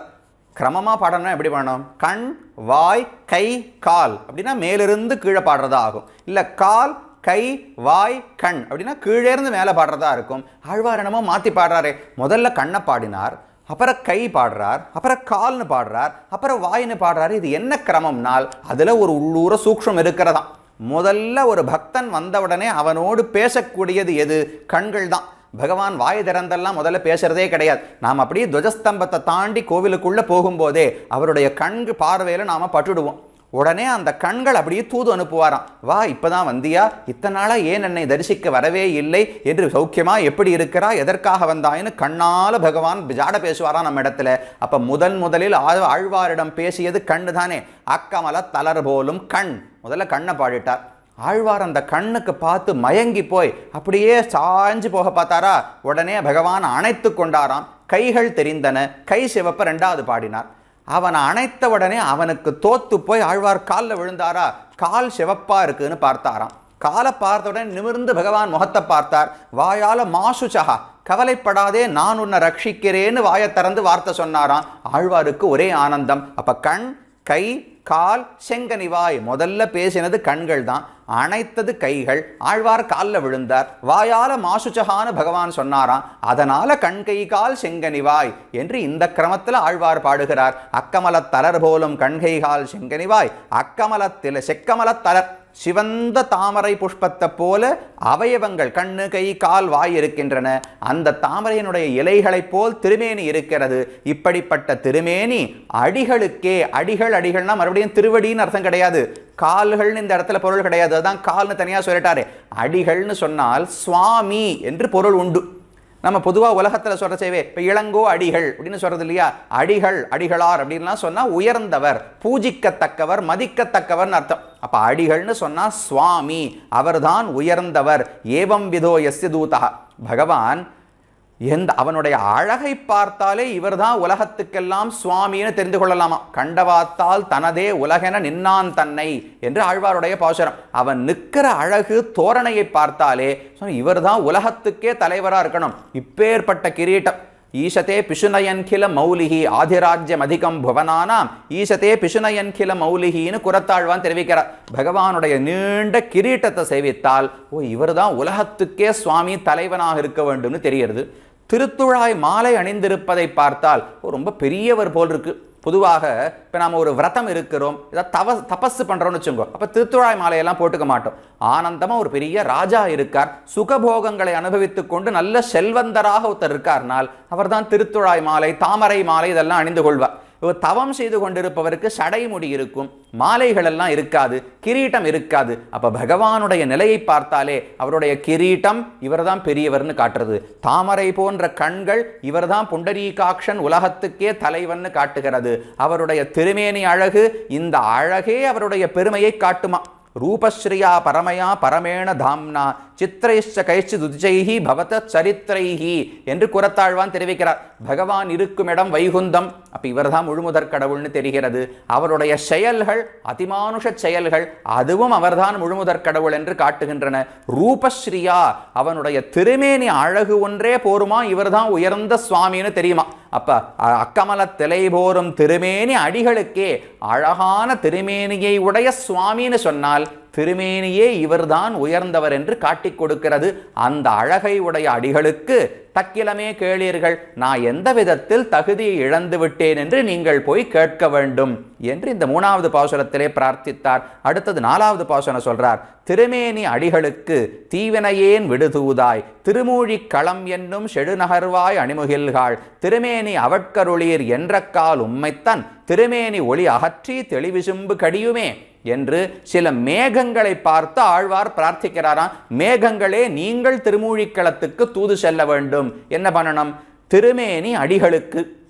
மறுபடியும் அதே விஷயத்தை சொல்ற. திருமேனி ரொம்ப அழகான திவ்யமங்கள விக்கிரகம் உருவம் பகவானுக்கு இருக்கிறதோ இல்லையோ, அந்த திருமேனியை உடையபடியாலே அடிகள் இந்த உலகத்துக்கே சுவாமி என்று தெரிகிறதாம். ரூபமேவ ஏதஸ்ய ஏதன் மகிமானம் வியாச்சஷ்டே என்று சாஸ்திரம் சொல்லுகிறது. பகவானுடைய திருமேனியே இவர்தான் மிக பெரியவர் என்று காட்டிக் கொடுக்கிறது. திருமேனி அடிகளுக்கு தீவினையேன் விடுதூதாய், நான் ரொம்ப பாக்கியமற்றவள், தீவினையேன் நிறைய பாபம் பண்ணி இருக்கிறேன்னு ஆழ்வார் சொன்னார். என்ன பாபம் பண்ணியிருக்கார்னால், பகவான் வந்து ஆழ்வாரோடு கலக்கும் அளவுக்கு புண்ணியம் பண்ணியிருக்கார். ஆனா கலந்தது நீடிக்காமல் பிரிந்து போய்விட்டானோ இல்லையோ, அது எப்பேற்பட்ட பாபத்தால் ஏற்பட்டிருக்க வேண்டும். அப்பேற்பட்ட உறவு இருக்கிறது, பகவானோடு தொடர்பு இருக்கிறது, ஆனால் அனுபவிக்க முடியவில்லை. ஒரு முறை வந்து கலந்தார், ஆனால் பிரிந்து போய்விட்டார். அப்படிப்பட்ட பாக்கியம் இல்லாதவன் தீவினையேனான நான். தீவினையேன் விடு தூதாய், நான் உங்களை தூதாக அனுப்புகிறேன். யாரை? திருமூழிக் களம் என்னும் செடுநகர்வாய் அணிமுகில்காள். இந்த வார்த்தை 2 இடத்துலையும் சேர்க்கலாம். திருமூழிக்களம் என்னும் செழுநகர்வாய். திருமூழிக்களம் என்கிற செழிப்பான உயர்ந்த ஒரு நகரம் இருக்கிறது, நகர்வாய். அந்த நகரில் இருக்கக்கூடிய என்று பொருள். நகரில் இருக்கக்கூடியவர் யாருன்னா 2 இடத்துல சேர்க்கலாம். திருமூழிக்களம் என்னும் செழுநகர்வாய் திருமேனி அடிகளுக்கு, அந்த திருமூழிக்களம் என்னும் நகரத்தில் இருக்கக்கூடிய பெருமானுக்கு என் தீவினை ஏன் விடுதூதாய், நான் அனுப்புகிற தூது நீங்கள்னு ஒரு அர்த்தம் சொல்லலாம். இல்லையா, மேல அணிமுகில்காள்னு இருக்கே, அழகான முகில்களே, அழகான மேகங்களை அழைக்கிறாரே, மேகங்கள் திருமூழிக்களத்திலே இருக்கின்றன என்றும் பொருள் கொள்ளலாம். திருமூழிக்களம் என்னும் செடு நகர்வாய் அணிமுகில்காள். இந்த ஊரே இவ்வளவு உயர்ந்தது, அந்த ஊரில் இருக்கக்கூடிய அழகான மேகங்களே, நீங்கள் எல்லாம் பகவானிடத்தில் எனக்காக தூது போக வேண்டும். போய் என்ன கேட்கணும்? ஒரே ஒரு வார்த்தை கேட்டா போறோம். திருமேனி அவட்கு அருளீர் என்ற கால் உம்மைத்தான். நீங்க என்ன சொல்ல வேண்டும்? உம்முடைய திருமேனியை பராங்குஷ நாயகிக்கு ஆழ்வாருக்கு நீர் அருள வேண்டும் என்று ஒரு வார்த்தை சொன்னால் போருமா? என்ன அர்த்தம்?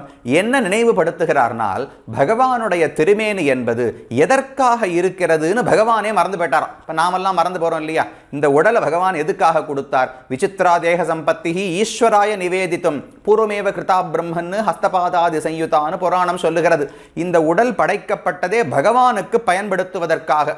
நாம் என்ன இந்த விரல்களெல்லாம் கொடுத்துருக்கார், எண்ண கண்ட விரல்கள்னு ஆழ்வார் சொல்றார். அவனுடைய நாமங்களை சொல்ல சொல்ல எண்ணிண்டே இருக்கணும், அதுக்கு தான் விரல் இருக்கு.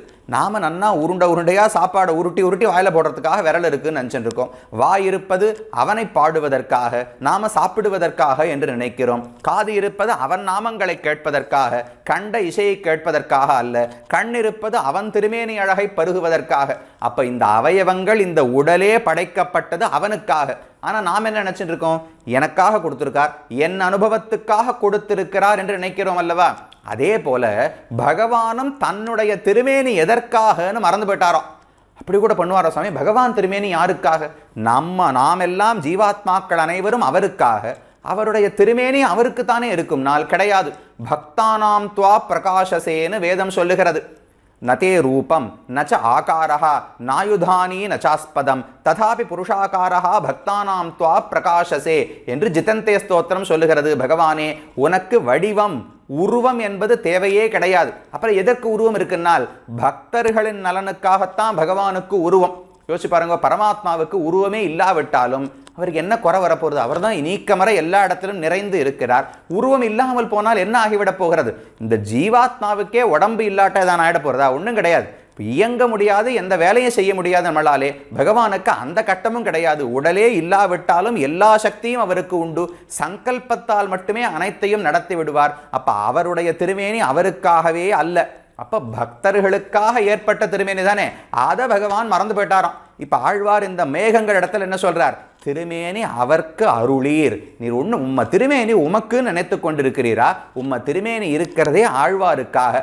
அந்த திருமேனி அவளுக்கு கொடுக்க வேண்டும் என்று ஒரு வார்த்தை சொல்ல வேண்டும்னு ஆழ்வார் பிரார்த்திக்கிறார். திருமேனி அவர்க்கு அருளீர். ரொம்ப அழகான அருளீர்னு வார்த்தை போட்டாரோ இல்லையோ, அங்க நம்பிள்ளை ஈட்டில் தெரிவிக்கிறார். ஒரு கணவன் ஒரு நாயகனை பார்த்து அவனுடைய மனைவியை நீ அணைக்க வேண்டும், உன்னுடைய உடலை உன் மனைவிக்கு கொடுன்னு சொல்லும்போது அருளீர்னு யாரான வார்த்தை சொல்லுவாரா? மனைவி கைப்பிடித்த மனைவினா அவளுக்கு அந்த திருமேனியில உரிமை இருக்கிறதோ இல்லையோ, அது அருளீர். எனக்கு கொஞ்சம் பிச்சை போடுறியான்னு யாரான்னு கேட்பாளா? ஒரு தகப்பனாரோ ஒரு தாயாரோ குழந்தை இடத்துல போய் எனக்கு ஒரு முத்தம் கொடுன்னு கேட்கும்போது ஒரு முத்தத்தை அருளுகிறீரா, எனக்கு கொஞ்சம் முத்தம் பிச்சை போடுறியா அப்படின்னு யாரான்னு கேட்பாளா? நல்ல உரிமையோடு கணவன் மனைவி தாய் தந்தையர் இடத்துல கேட்க வேண்டியதுதானே. அப்ப நாயகியான ஆழ்வாருக்கு நாயகனான பகவான் தன்னுடைய உடலை கொடுக்கிறார் என்றால் அது ஆழ்வாருடைய உரிமை தானே. காதலன் காதலினா அந்த உரிமை இருக்கிறதோ இல்லையோ. ஏன் இப்படி பாடுறார்னால் அந்த உரிமையைத்தான் அப்பவே பகவான் மறந்து போயிட்டாரே. காதலியான ஆழ்வாரை பகவான் மறந்திருக்கலாம், அவர் மனதில் காதல்வனா இல்லாமல் இருக்கலாமே தவிர கருணை இல்லாமல் ஒரு நாளும் போகாதுன்னு ஆழ்வாருக்கு எண்ணம். திருமேனி அவட்கு அருளீர்னு ஏன் சொல்றாருனால், உமக்கு காதல் இருந்திருந்தா நீர் முன்னமே அவருக்கு கொடுத்திருப்பீர். எப்போ கொடுக்கலையோ காதல் இல்லைன்னு தெரியறது. காதல் இல்லாம போனாலும் பகவான் மனசுல கிருபை இல்லாமல் போகாதே, கருணை ஒரு நாளும் இல்லாமல் போகாது. அப்ப கருணையாலாவது உன் திருமேனி அவளுக்கு கொடுக்க வேண்டும்னு பிரார்த்திக்கிறாராம். அப்ப ஆழ்வாரே சொல்ற திருமேனி அவட்கு அருளீர் என்று என்றக்கால் இப்படி நீங்கள் சொன்னால் உடனே மேகம் பயந்து போச்சு. ஓ, பகவானை எதிர்த்து இப்படியெல்லாம் வார்த்தை சொல்லலாமா? உன் திருமேனி அவளுக்கு கொடு, ஏன் இப்படி தப்பு பண்ணுகிறாய்னு பகவான் இடத்துல சொன்னால் என்னை ஏதாவது தண்டித்து விட்டால் என்ன செய்வதுன்னு மேகம் கேட்கறது. அப்ப ஆழ்வார் சொல்ற, உனக்கு என்ன தண்டனை கொடுக்க போறார்? ஒரே என்றக்கால் உம்மை தன் திருமேனி ஒளி அகற்றி தெளிவிசும்பு கடியுமே. ஆழ்வார் கேட்கிறார், உனக்கு இருக்கிறது ரெண்டு பெருமைகள். ஒன்று, பகவானுக்கு எப்படி கருப்பான திருமேனியோ அதை போல மேகங்களும் கருத்து இருக்கின்றன. ரெண்டாவது, ஆகாசத்தில் எங்க வேண்டுமோ போய் வரக்கூடிய ஒரு சக்தி கவன சாமர்த்தியம் மேகங்களுக்கு கொடுத்திருக்கார். அப்ப ஆகாசத்தில் இருக்கும் பெருமை, பகவானுக்கு நிகரான திருமேனி அழகை உடைய பெருமை, இது ரெண்டு தானே மேகத்துக்கு இருக்கிற பெருமைகள். ஆழ்வார் சொல்றார், நீ என்ன நினைக்கிறாய்? இங்கிருந்து போய் எனக்காக ஒரு வார்த்தை திருமேனி அவட்கு அருளீர் அப்படின்னு நீ சொன்னால் பகவானுடைய அவனுக்கு நிகரான ஒரு நிறம் உனக்கு இருக்கிறதே, கருப்பு நிறம், அந்த நிறத்தை உங்ககிட்ட இருந்து பிடுங்கிட போறாரா? இல்லை இனிமேல் நீ ஆகாசத்தில் இருக்கக்கூடாது, உனக்கு ஆகாசத்தில் இடம் கிடையாது, பூமிக்கு போ அப்படி அதை அனுப்பிட போறாரா? அதெல்லாம் ஒன்றும் செய்ய மாட்டார்னு ஆழ்வார் தெரிவிக்கிறார். என்றக்கால் திருமேனி அவட்கருளீர் என்றக்கால் எனக்காக நீங்கள் போய் பேசினீர்கள் என்றால் உம்மை தன் திருமேனி ஒளி அகத்தி, தன் திருமேனி ஒளினா அவருடைய திருமேனிக்கு நிகரான கருப்பு நிறம் இவர்களுக்கு மேகங்களுக்கு இருக்கோ இல்லையோ, அதை அகற்றி அந்த நிறத்தை எல்லாம் எடுத்து விட்டு தெளிவிசும்பு கடியுமே, நீங்க இனிமே இந்த தூய்மையான ஆகாசத்தில் இருக்கவே கூடாது, உடனே பூமிக்கு போங்கோன்னு உங்களை என்ன அனுப்பிடுவா போறார்? அப்படியெல்லாம் ஒன்றும் தண்டனை கொடுக்க மாட்டார்னு அர்த்தம். இன்னும் அழகான அர்த்தம் நம்பிள்ள தெரிவிக்கிறார், நேர் மாறா நடக்குமா. இப்போதைக்கு உங்களுக்கு பகவானுக்கும் உங்களுக்கும் என்ன ஒற்றுமை இருக்கிறது? உருவ ஒற்றுமை மட்டும்தான் இருக்கிறது.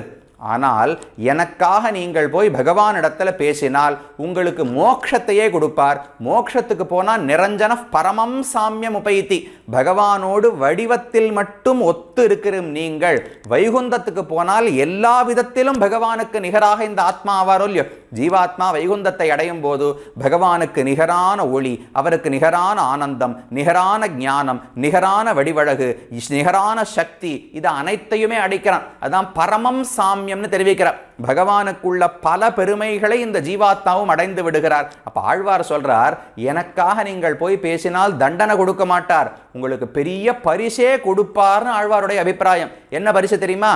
வெறும கருப்பு நிறம் மட்டும்தானே இப்போதைக்கு உங்களுக்கு சமமாக இருக்கிறது, வைகுந்தத்தையே கொடுத்து உங்களை அவனுக்கு மிகவும் நெருக்கமாக ஆக்கிக் கொள்வார். இரண்டாவது, இந்த ஆகாசத்திலிருந்து இறக்கி விட்டுடுவாரோ என்றுதானே பயப்படுகிறீர்கள், உயர்ந்த பரமாகாசமான வைகுந்தத்தையே உங்களுக்கு கொடுப்பார். வைகுந்தத்துக்கு பரமாகாசம், பரமவியோமம் என்றெல்லாம் பெயர் உண்டு.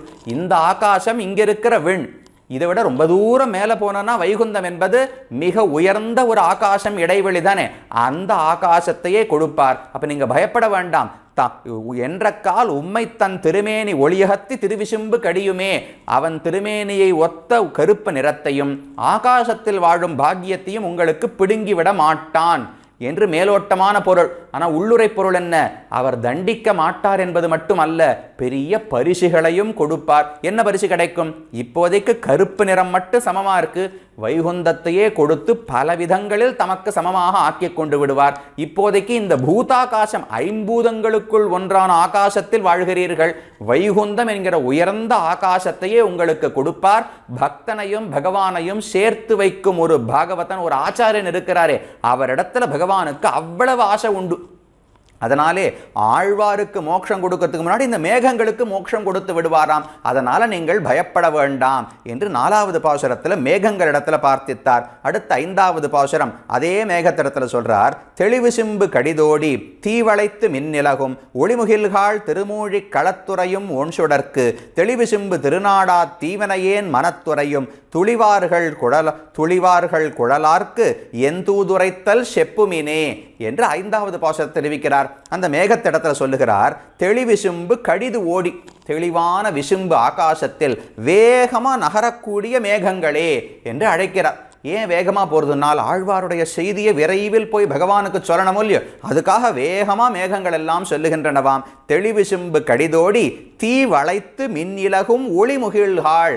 இந்த அலாத்த சக்கரம்னு சொல்லுவார்கள். அதாவது ஒரு சின்ன நெருப்பை ஒன்றில் ஏற்றி வச்சுட்டு அதில் ஒரு கயத்தை கட்டி அதை அப்படியே சுற்றினோம்னு வச்சுங்களேன், ஒரு நெருப்பு சக்கரத்தை போல காட்சி அளிக்குமோ இல்லையோ.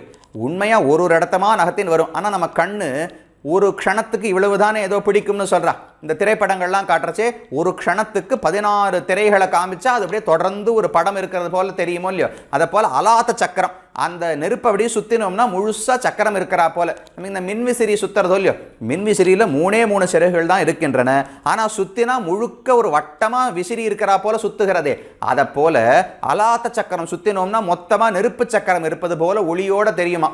அதை போல் தீ வளைத்து மின்னிலகும். தீ வளைத்துனா அந்த அலாத்த சக்கரத்தை சுத்தினால் எப்படி ஒரு ஒளி வருமோ அதை போல் மின்னல்கள் எங்கு பார்த்தாலும் இந்த மேகங்கள்ல விட்டுக்கொண்டே இருக்கின்றன. மின் இலகும் ஒளி முகில்காள். அப்ப இந்த மேகத்தினுடைய அழக சொல்றார். கருப்பா மேகம் இருக்கு, அதுல வெளுப்பா மின்னல் அடித்து கொண்டே இருக்கிறது. அப்படிப்பட்ட அழகான மேகங்களே, திருமூழி களத்துறையும் ஒன்சுடற்கு. நீங்க யாரிடத்துல தெரியுமா போக வேண்டும்? திருமூழி களத்துல பகவான் இருக்காரே, உங்களை விட அதிகமான ஒளி படைத்தவர் ஒன்சுடர், ரொம்ப மிகுந்த ஒளியை படைத்தவர். சூரியன் சந்திரன் எல்லாமே அவரிடத்துல பிச்சை எடுத்துத்தான் ஒளிவிட வேண்டும். அப்படிப்பட்ட ஒன்சுடர்.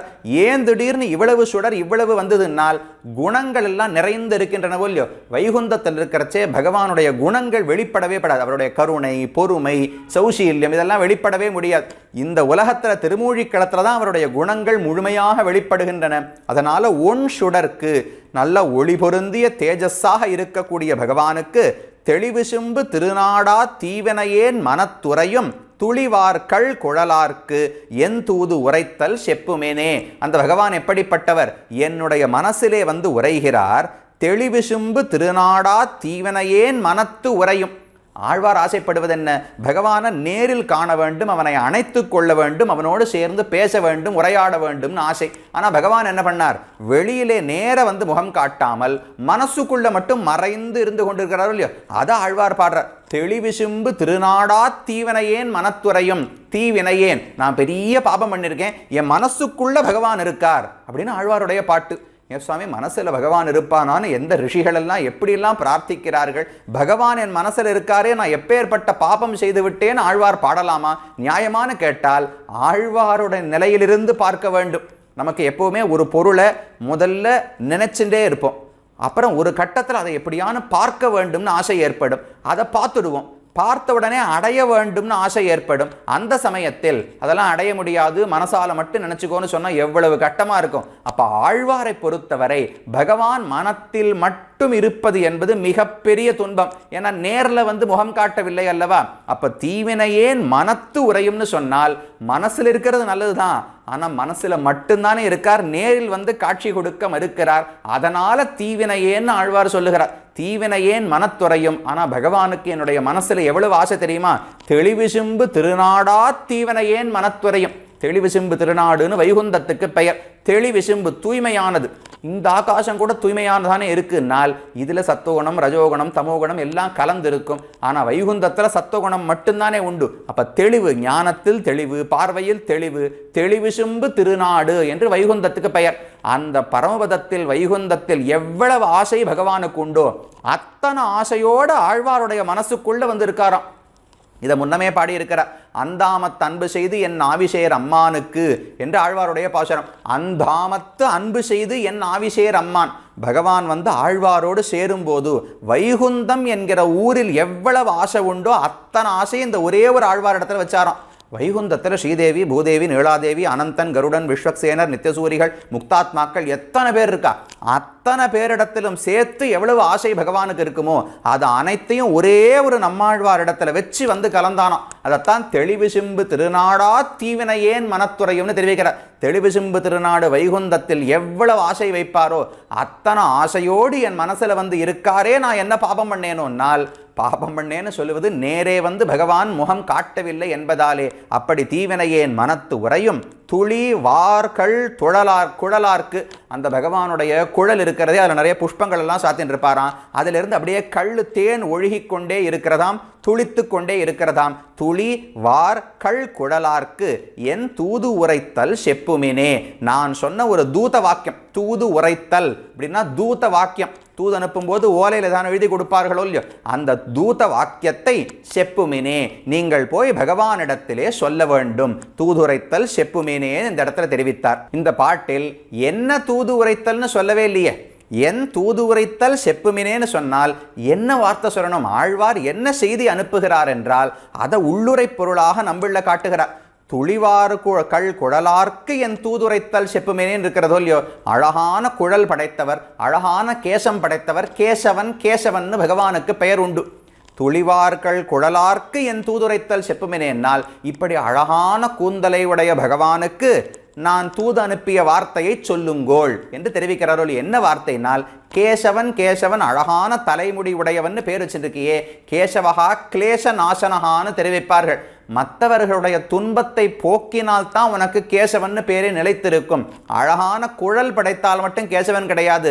மற்றவர்களுடைய கிளேசங்கள் துன்பங்களை போக்க வேண்டும். நீ என் துன்பத்தை இன்னும் போக்கவில்லையேன்னு ஆழ்வார் சொல்லுகிறாராம். அப்ப துளிவார்கள் குழலார்க்கு என் தூதுரைத்தல் செப்புமினால் கேசவன் பேர் மட்டும் வச்சிருந்தா போருமா? அதற்கு தகுந்து நீ நடக்க வேண்டாமா என்று பகவானிடத்திலே கேட்க வேண்டும் என்று ஒரு பொருள். இரண்டாவது பொருள், என்ன செய்தி ஆழ்வார் சொன்னார்ங்கிறது முக்கியமே கிடையாது. என் தூது உரைத்தல் செப்புமெனே, நான் வேறு வழியில்லாமல் உன்னை விட்டு பிரிந்து வாழ முடியாமல் தூது அனுப்பும் நிலைக்கு வந்து விட்டேன்னு பகவான் இடத்துல சொன்னா போறோம். என்ன தூது அனுப்பிச்சார்னு சொல்ல தேவையே கிடையாது. ஆழ்வார் இருக்கும் நிலை என்னன்னு பகவான் கேட்டால் தூது விடுற நிலைக்கு வந்துட்டார். அப்படின்னா இன்னும் கொஞ்ச நாளானா உயிர் போய்விடும்னு அர்த்தம். அவ்வளவு தூரம் பகவானை விட்டு பிரிந்து துன்பத்தில் இருக்கிறார். தன்னிலை போய் பெண்ணிலையாக தூதுவிடும் நிலையை அடைந்து விட்டார். அப்ப தூது உரைத்தல் செப்புமினேனால் தூது அனுப்பும் வாக்கியத்தை, நான் சொல்லும் தூத வாக்கியத்தை சொல்லுங்கோள்னு ஒரு அர்த்தம். வாக்கியத்தையே சொல்ல வேண்டாம், ஆழ்வார் தூதுவிடும் நிலைக்கு வந்து விட்டார்னு சொன்னாலே போரும். அதுவே பகவான் புரிந்து கொண்டு விடுவார் என்று 5வது பாசுரத்தில் தெரிவித்தார் மேகங்களை குறித்து. அடுத்த 6வது பாசுரம் சில வண்டுகளை தூது விடுகிறாள். தூது உரைத்தல் செப்புமென்கள் தூமொழிவாய் வண்டினங்காள் போதிரைத்து மதுநுகரும் பொழில் மூழி களத்துறையும் மாதரைத்தம் மார்வகத்தே வைத்தார்க்கு என் வாய்மாற்றம் தூதுரைத்தல் செப்புதிரேல் சுடர்வளையும் கலையுமே என்று இந்த பாசுரத்தை தெரிவிக்கிறார். தூது உரைத்தல் செப்புமின்கள். அடுத்து வண்டுகள் இடத்துல சொல்றார், நான் தூத வாக்கியம் சொல்றேனே, இந்த தூது உரைத்தலை நீங்கள் போய் செப்ப வேண்டும். அவரிடத்திலே பகவானிடத்திலே போய் சொல்ல வேண்டும். நீங்க சொன்னா மட்டும் போரும். சொல்லி அவனை அழைத்து வர வேண்டும் ஆழ்வார் சொல்லல. ஏன்னா வருவது பகவான் தானாக செய்து விடுவார். தன்னுடைய அழகை மறந்து போனபடியால என்னை இதுவரை வந்து காணவில்லை, அதை நினைவுபடுத்தி விட்டீர்கள், என்னுடைய தூத வாக்கியத்தை சொல்லிவிட்டால் பகவான் உடனடியாக வந்துடுவார்னு தெரியும். அதனால தூதுரைத்தல் செப்பு மென்கள் தூ மொழிவாய் வண்டினங்காள். இந்த வண்டுகளுக்கு ரொம்ப இனிமையான பேச்சு, அழகான பேச்சு சாமர்த்தியம் இருக்கிறதாம். அதனால தூ மொழிவாய் வண்டினங்காள் என்று தெரிவிக்கிறார். யாராவது இந்த வண்டுகளுடைய பேச்சை கேட்டால் யார் மனசாக இருந்தாலும் மாறிவிடுமா. ஹனுமானை பற்றி கிஷ்கிந்தா காண்டத்தில் சொல்லும்போது கஸ்ய நாராத்தியதே சித்தம் உத்ருதாசேர் அரேரபி என்று ராமன் சொல்லுகிறார். ஹனுமான் முதலில் வந்து ராமனிடத்தில் பேசுகிறாரோ இல்லையோ, அவர் பேச்சை கேட்டோடனே ராமன் அப்படியே மயங்கியே போய் யாராவது விரோதிகள் கையில கத்தி எடுத்துட்டு ஹனுமானை குத்த வந்தால் கூட இவர் பேச்ச ஒரு 2 நிமிஷம் கேட்டா கையில் இருந்த கத்தியை கீழே போட்டுருவானோ. அவ்வளவு இனிமையாக பேசுகிறார். ஆறுகொல் இச்சொல்லின் செல்வர் என்று கம்பர் தெரிவிக்கிறார். விரிஞ்சனோ விடவலானோ இவர் என்ன பிரம்மாவா சிவனா, இப்படி சொல்லின் செல்வராக இருக்கிறாரே இவர் யார் என்று ராமனே தெரிவிக்கிறார். அப்படிப்பட்ட வாக்கு சாமர்த்தியம் உடையவர். அத சம்ஸ்கார சம்பன்னஹ ஹனுமான் சச்சிவோத்தமஹ உவாச்ச வச்சனம் ஸ்லக்ஷ்ணம் அர்த்தவத் மதுரம் லகு என்று வால்மீகி தெரிவிக்கிறார். அவருடைய வார்த்தை எப்படி இருக்கும்? அத சம்ஸ்கார சம்பன்னஹ, நல்ல சம்ஸ்காரங்களை உடையவர், பண்பட்டவரான ஹனுமான். சச்சிவோத்தமஹ, மந்திரிகளுக்குள் தலைவரான ஹனுமார் பேசத் தொடங்கினார். எப்படிப்பட்டது? உவாச்ச வச்சனம் ஸ்லக்ஷ்ணம், நல்ல இலக்கணத்தோடு நல்ல வடிவத்தோடு இருந்த அழகான வார்த்தை பேசினார். அர்த்தவத்து, பயனுள்ள வார்த்தைகளாக பேசினார், தேவையில்லாமல் பேசவில்லை. மதுரம், மிக இனிமையான வார்த்தைகளை பேசினார். லகு, குறைச்சலா பேசினார், ரொம்ப வளவளன்னு பேசவில்லை, சுருக்கமா பேசினார், இனிமையா பேசினார், தேவையில்லாம ஒண்ணுமே பேசல, பிரயோஜனத்தோடு பயனுடைய வார்த்தையை பேசினார், ரொம்ப அழகாக பேசினார் என்று ஹனுமானுடைய வார்த்தையை வால்மீகி கொண்டாடுகிறார். அந்த ஹனுமானை போல நீங்களும் பேச வேண்டும், அப்படிப்பட்ட சாமர்த்தியம் உங்களுக்கு இருக்குன்னு ஆழ்வார் தெரிவிக்கிறார். அப்ப தூமொழிவாய் வண்டினங்காள், என்னை பகவான் இப்ப உபேட்சித்து இருக்கிறாரோ இல்லையோ, நீங்க பேசுற பேச்சை கேட்டு பகவானுக்கு மனசு மாறி உடனடியாக என்னை வந்து ஏற்க வேண்டும். அதை போல பேச்சு சாமர்த்தியம் உங்களுக்கு இருக்கிறது. நீங்கள் எனக்காக தூது செல்ல வேண்டும். தூது உரைத்தல் செப்புமின்கள் தூமொழிவாய் வண்டினங்காள். நான் தூது அனுப்புவதை, என்னுடைய தூத வாக்கியத்தை நீங்கள் போய் சொல்ல வேண்டும். யாரிடத்திலே? போது இறைத்து மது நுகரும் பொழில் மூழி களத்துறையும். போதுனா மலர்கள், இறைத்து அப்படின்னா ஒரே ஆரவாரத்தோட போய் வண்டுகள் எல்லாம் மலர்கள் இருந்து தேனை குடிக்கிறதாம். என்ன ஆரவாரம்னால், அந்த பூ கார்த்தால மலரும் இல்லையோ, மலர்ந்த உடனே எல்லா வண்டுகளுக்கும் ஆனந்தம். ஓ, எவ்வளவு இனிமையான ரசம் நமக்கு மது கிடைக்க போகிறதுன்னு அப்படியே சத்தம் போட்டுண்டு ஒரு பெரிய ஒரு உணவை எங்கேயானு கொடுக்கிறார்கள்னால் அப்படியே கூட்டமாக கூச்சல் போட்டுட்டு போகிறோம் இல்லையோ. பெருமானை சேவிக்க போகும்போதோ, பெரிய இப்போ அனந்த பத்மநாப சுவாமியை சேவிக்க போகிறோம், இல்லை எங்கேயான மதுராவுக்கு துவாரகைக்கு சேவிக்க போகிறோம்னு வச்சுக்கோங்களேன், எல்லாரையும் கூண்டில் அடைச்சி வச்சிருப்பா. அதை திறந்து விட்டான்னா உடனே ராதே ராதேன்னு கத்திண்டு கண்ணா கண்ணான்னு கத்திண்டு எல்லாரும் ஓடுறார்கள். என்ன ஆனந்தம்னால், அங்கே திரையை விலக்கி விட்டார்கள், ஓடி போனால் பகவானை சேவிக்க போகிறோங்கிற ஆனந்தம். அது வாய் விட்டு கத்தி கொண்டு போகிறோமோ இல்லையோ, அதை போல போது இறைத்து மது நுகரும்.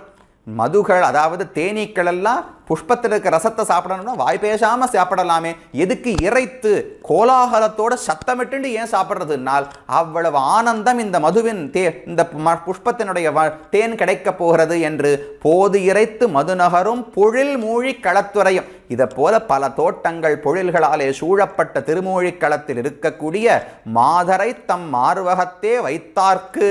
பகவான் எப்படிப்பட்டவன்? மாதரை தம் மார்வகத்தே வைத்தார். மாதர்னு சொன்னா பெண்கள்னு அர்த்தம். பெண்களுக்குள் தலைவியான ஸ்ரீ மகாலட்சுமி நாரீணாம் உத்தமா வதூன்னு சொல்லப்படுகிறாள். அப்படி பெண்களுக்கெல்லாம் ஒரு எடுத்துக்காட்டாக முன்னுதாகரணமாக இருக்கக்கூடிய ஸ்ரீ மகாலட்சுமியை மார்வகத்தே வைத்தார்க்கு என் வாய்மாற்றம். அப்பேற்பட்ட பிராட்டியையே தன்னை விட்டு பிரிய முடியாமல் மார்பகத்தில் அடக்கி விட்டாரோ இல்லையோ. பிராட்டியினுடைய பெருமையை எவ்வளோ ஸ்தோத்திரங்கள் எல்லாம் பாடுகின்றன. ஆனால் பகவானுக்கு என்ன பெருமைனால், பிராட்டி அந்த பெருமானை விட்டு என்னால் பிரிய முடியாது, அகலகில்லே நிறையுமென்ன அலர்மேல் மங்க உரமார்பான்னு சொல்லுகிறாரோ இல்லையா ஆழ்வார். அப்போ பிராட்டி மிக உயர்ந்தவள், ஆனால் அந்த பிராட்டியே தன்னுடைய மார்பில் அடக்கி வச்சிருக்கார். அவனை விட்டு இந்த மார்பை விட்டு என்னால் போக முடியாதுன்னு அவ்வளவு பிராட்டி ஒன்றி இருக்கிறாளோ இல்லையோ. அப்போ பிராட்டியையே தன்னுடைய மார்பகத்தில் ஒருத்தர் வைத்திருக்கிறான்னா எவ்வளவு பெரியவராக இருக்கணும். மாதரை தம் மார்பகத்தே வைத்தார்க்கு என் வாய் மாற்றம். நான் சொல்லக்கூடிய வார்த்தையை போய் சொல்லணும். எதுக்கு இதை குறிப்பிட்டு சொல்றாருனால், கீழே மேகங்கள் இடத்துலலாம் சொன்னாரோ இல்லையோ, நீங்க போய் பகவான் இடத்துல சொல்லுங்கன்னு, அதை போல வண்டுகிட்ட சொல்றச்சு அது கேள்வி கேட்கும். நான் போய் சொன்னா பகவான் கேட்பாரான்னா கவலைப்பட வேண்டாம், திருமார்பிலே மகாலட்சுமி இருக்கிறாள், சிபாரிசு செய்து நம்மையும் அவனையும் சேர்த்து வைக்கும் புருஷகார பூதையாக அவள் இருக்கிறாள், கண்டிப்பாக நம்முடைய காரியம் நடக்கும். வைத்தார்க்கு என் வாய்மாற்றம் தூதுரைத்தல் செப்புதிரேல் சுடர் வளையும் கலையுமே. இப்படிப்பட்ட பகவானிடத்துல போய் என்ன சொல்ல வேண்டும்? தூது உரைத்தல் செப்புதிரேல், நான் தூதுவிடும் வார்த்தையை சொல்லீர்கள் என்றால், என்னுடைய நிலையை பற்றி சொன்னீர்கள் என்றால் எதை சொல்லணும்? சுடர் வளையும் கலையுமே. கலைன்னு சொன்னா வஸ்திரம்னு அர்த்தம், சுடர் வளைன்னு நன்னா ஒளி பொருந்திய வளைகள்னு அர்த்தம். இது எல்லாவற்றையும் பற்றி நீங்கள் சொல்ல வேண்டும். பகவானிடத்தில் என்னுடைய தூது உரைத்தல் செப்புதிரேல், நீங்கள் போய் சொன்னீர்கள் என்றால், சொல்ல போகிறீர்கள் என்றால், என்னுடைய வளையலையும் என்னுடைய வஸ்திரத்தையும் பற்றி சொல்ல வேண்டும் என்று ஆழ்வார் தெரிவிக்கிறார். அப்படின்னா என்ன அர்த்தம்னால், வளையல் கையில் தங்கவில்லை, வஸ்திரம் கிழிந்து போய் ரொம்ப தீனையாக ஆழ்வார் இருக்கிறார், உன்னை விட்டு பிரிந்து மிகுந்த வருத்தத்தில் இருக்கிறாள்னு சொல்லணும்.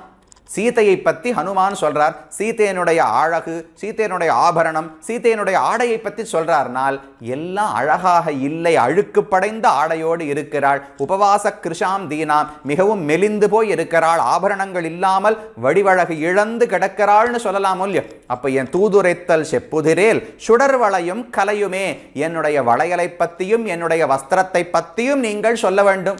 என்னன்னு அதெல்லாம் நன்னா இருக்கு நான் சொல்ல முடியும், இது எல்லாமே பொலிவிழந்து போய்விட்டது என்று சொல்ல வேண்டும் என்று ஒரு பொருள்.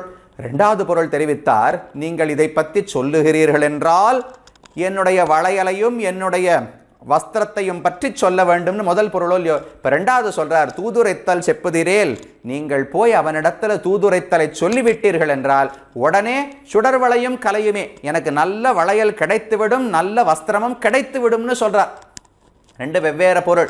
நீங்கள் போய் அவனிடத்தில் என்னை பற்றி சொல்லும்போது என்னுடைய வளையல் இழந்து போய்விட்டேன், என்னுடைய நல்ல வஸ்திரங்களை இழந்து விட்டேன் என்று சொல்ல வேண்டும் என்று ஒரு பொருள். இரண்டாவது பொருள், நீங்கள் போய் தூது சொன்னீர்கள் என்றால் பகவான் உடனே வந்துடுவார், அதில் சந்தேகம் கிடையாது.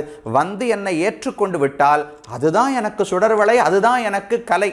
நீங்கள் போய் தூது உரைக்கணும், அப்புறம் பகவான் ஏதோ நிறைய பண்ணணும், அப்புறம் எனக்கு வளையலும் கலையும் கிடைக்கும்னு கிடையாது.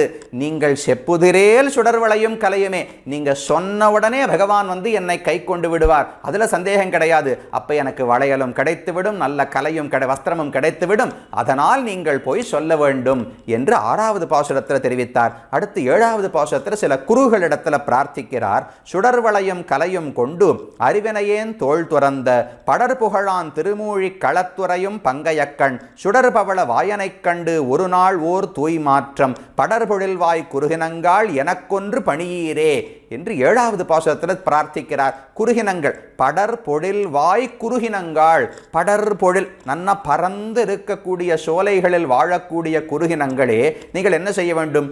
சுடர் வளையும் கலையும் கொண்டு அறிவினையேன் தோள் துறந்த, பகவான் என்ன பண்ணார்? நன்னா வந்து என்னோட கலந்தார், என்னோட அணைத்து கொண்டார்.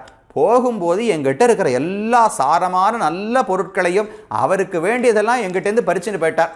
மிச்சம் இப்போ உயிர் போயிடுத்து உடம்பு மட்டும் இருக்குன்னு சொல்கிற மூல்யம். அதை போல் இப்போ ஒரு நன்னா கரும்பு இருக்குது, கரும்பு நன்னா அதுலேருந்து ரசத்தை எடுத்துட்டோம்னா மிச்சம் சக்கை மட்டும்தான் இருக்கும். அதை போல் ஆழ்வார் சொல்கிறது, மிச்சம் இங்கே சக்கை மட்டும்தான் இருக்குது.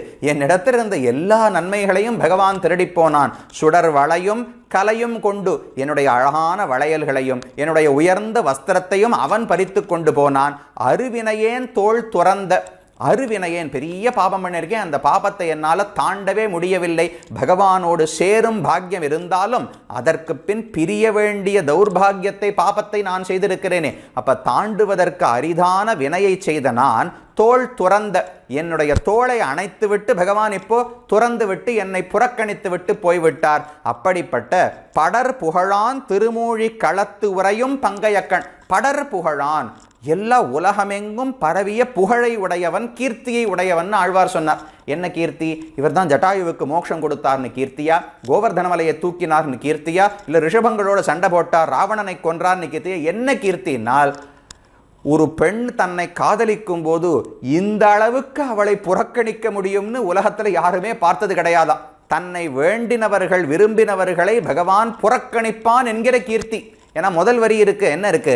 அறிவினையேனை தோள் துறந்த படர் புகழான்னு இருக்கா.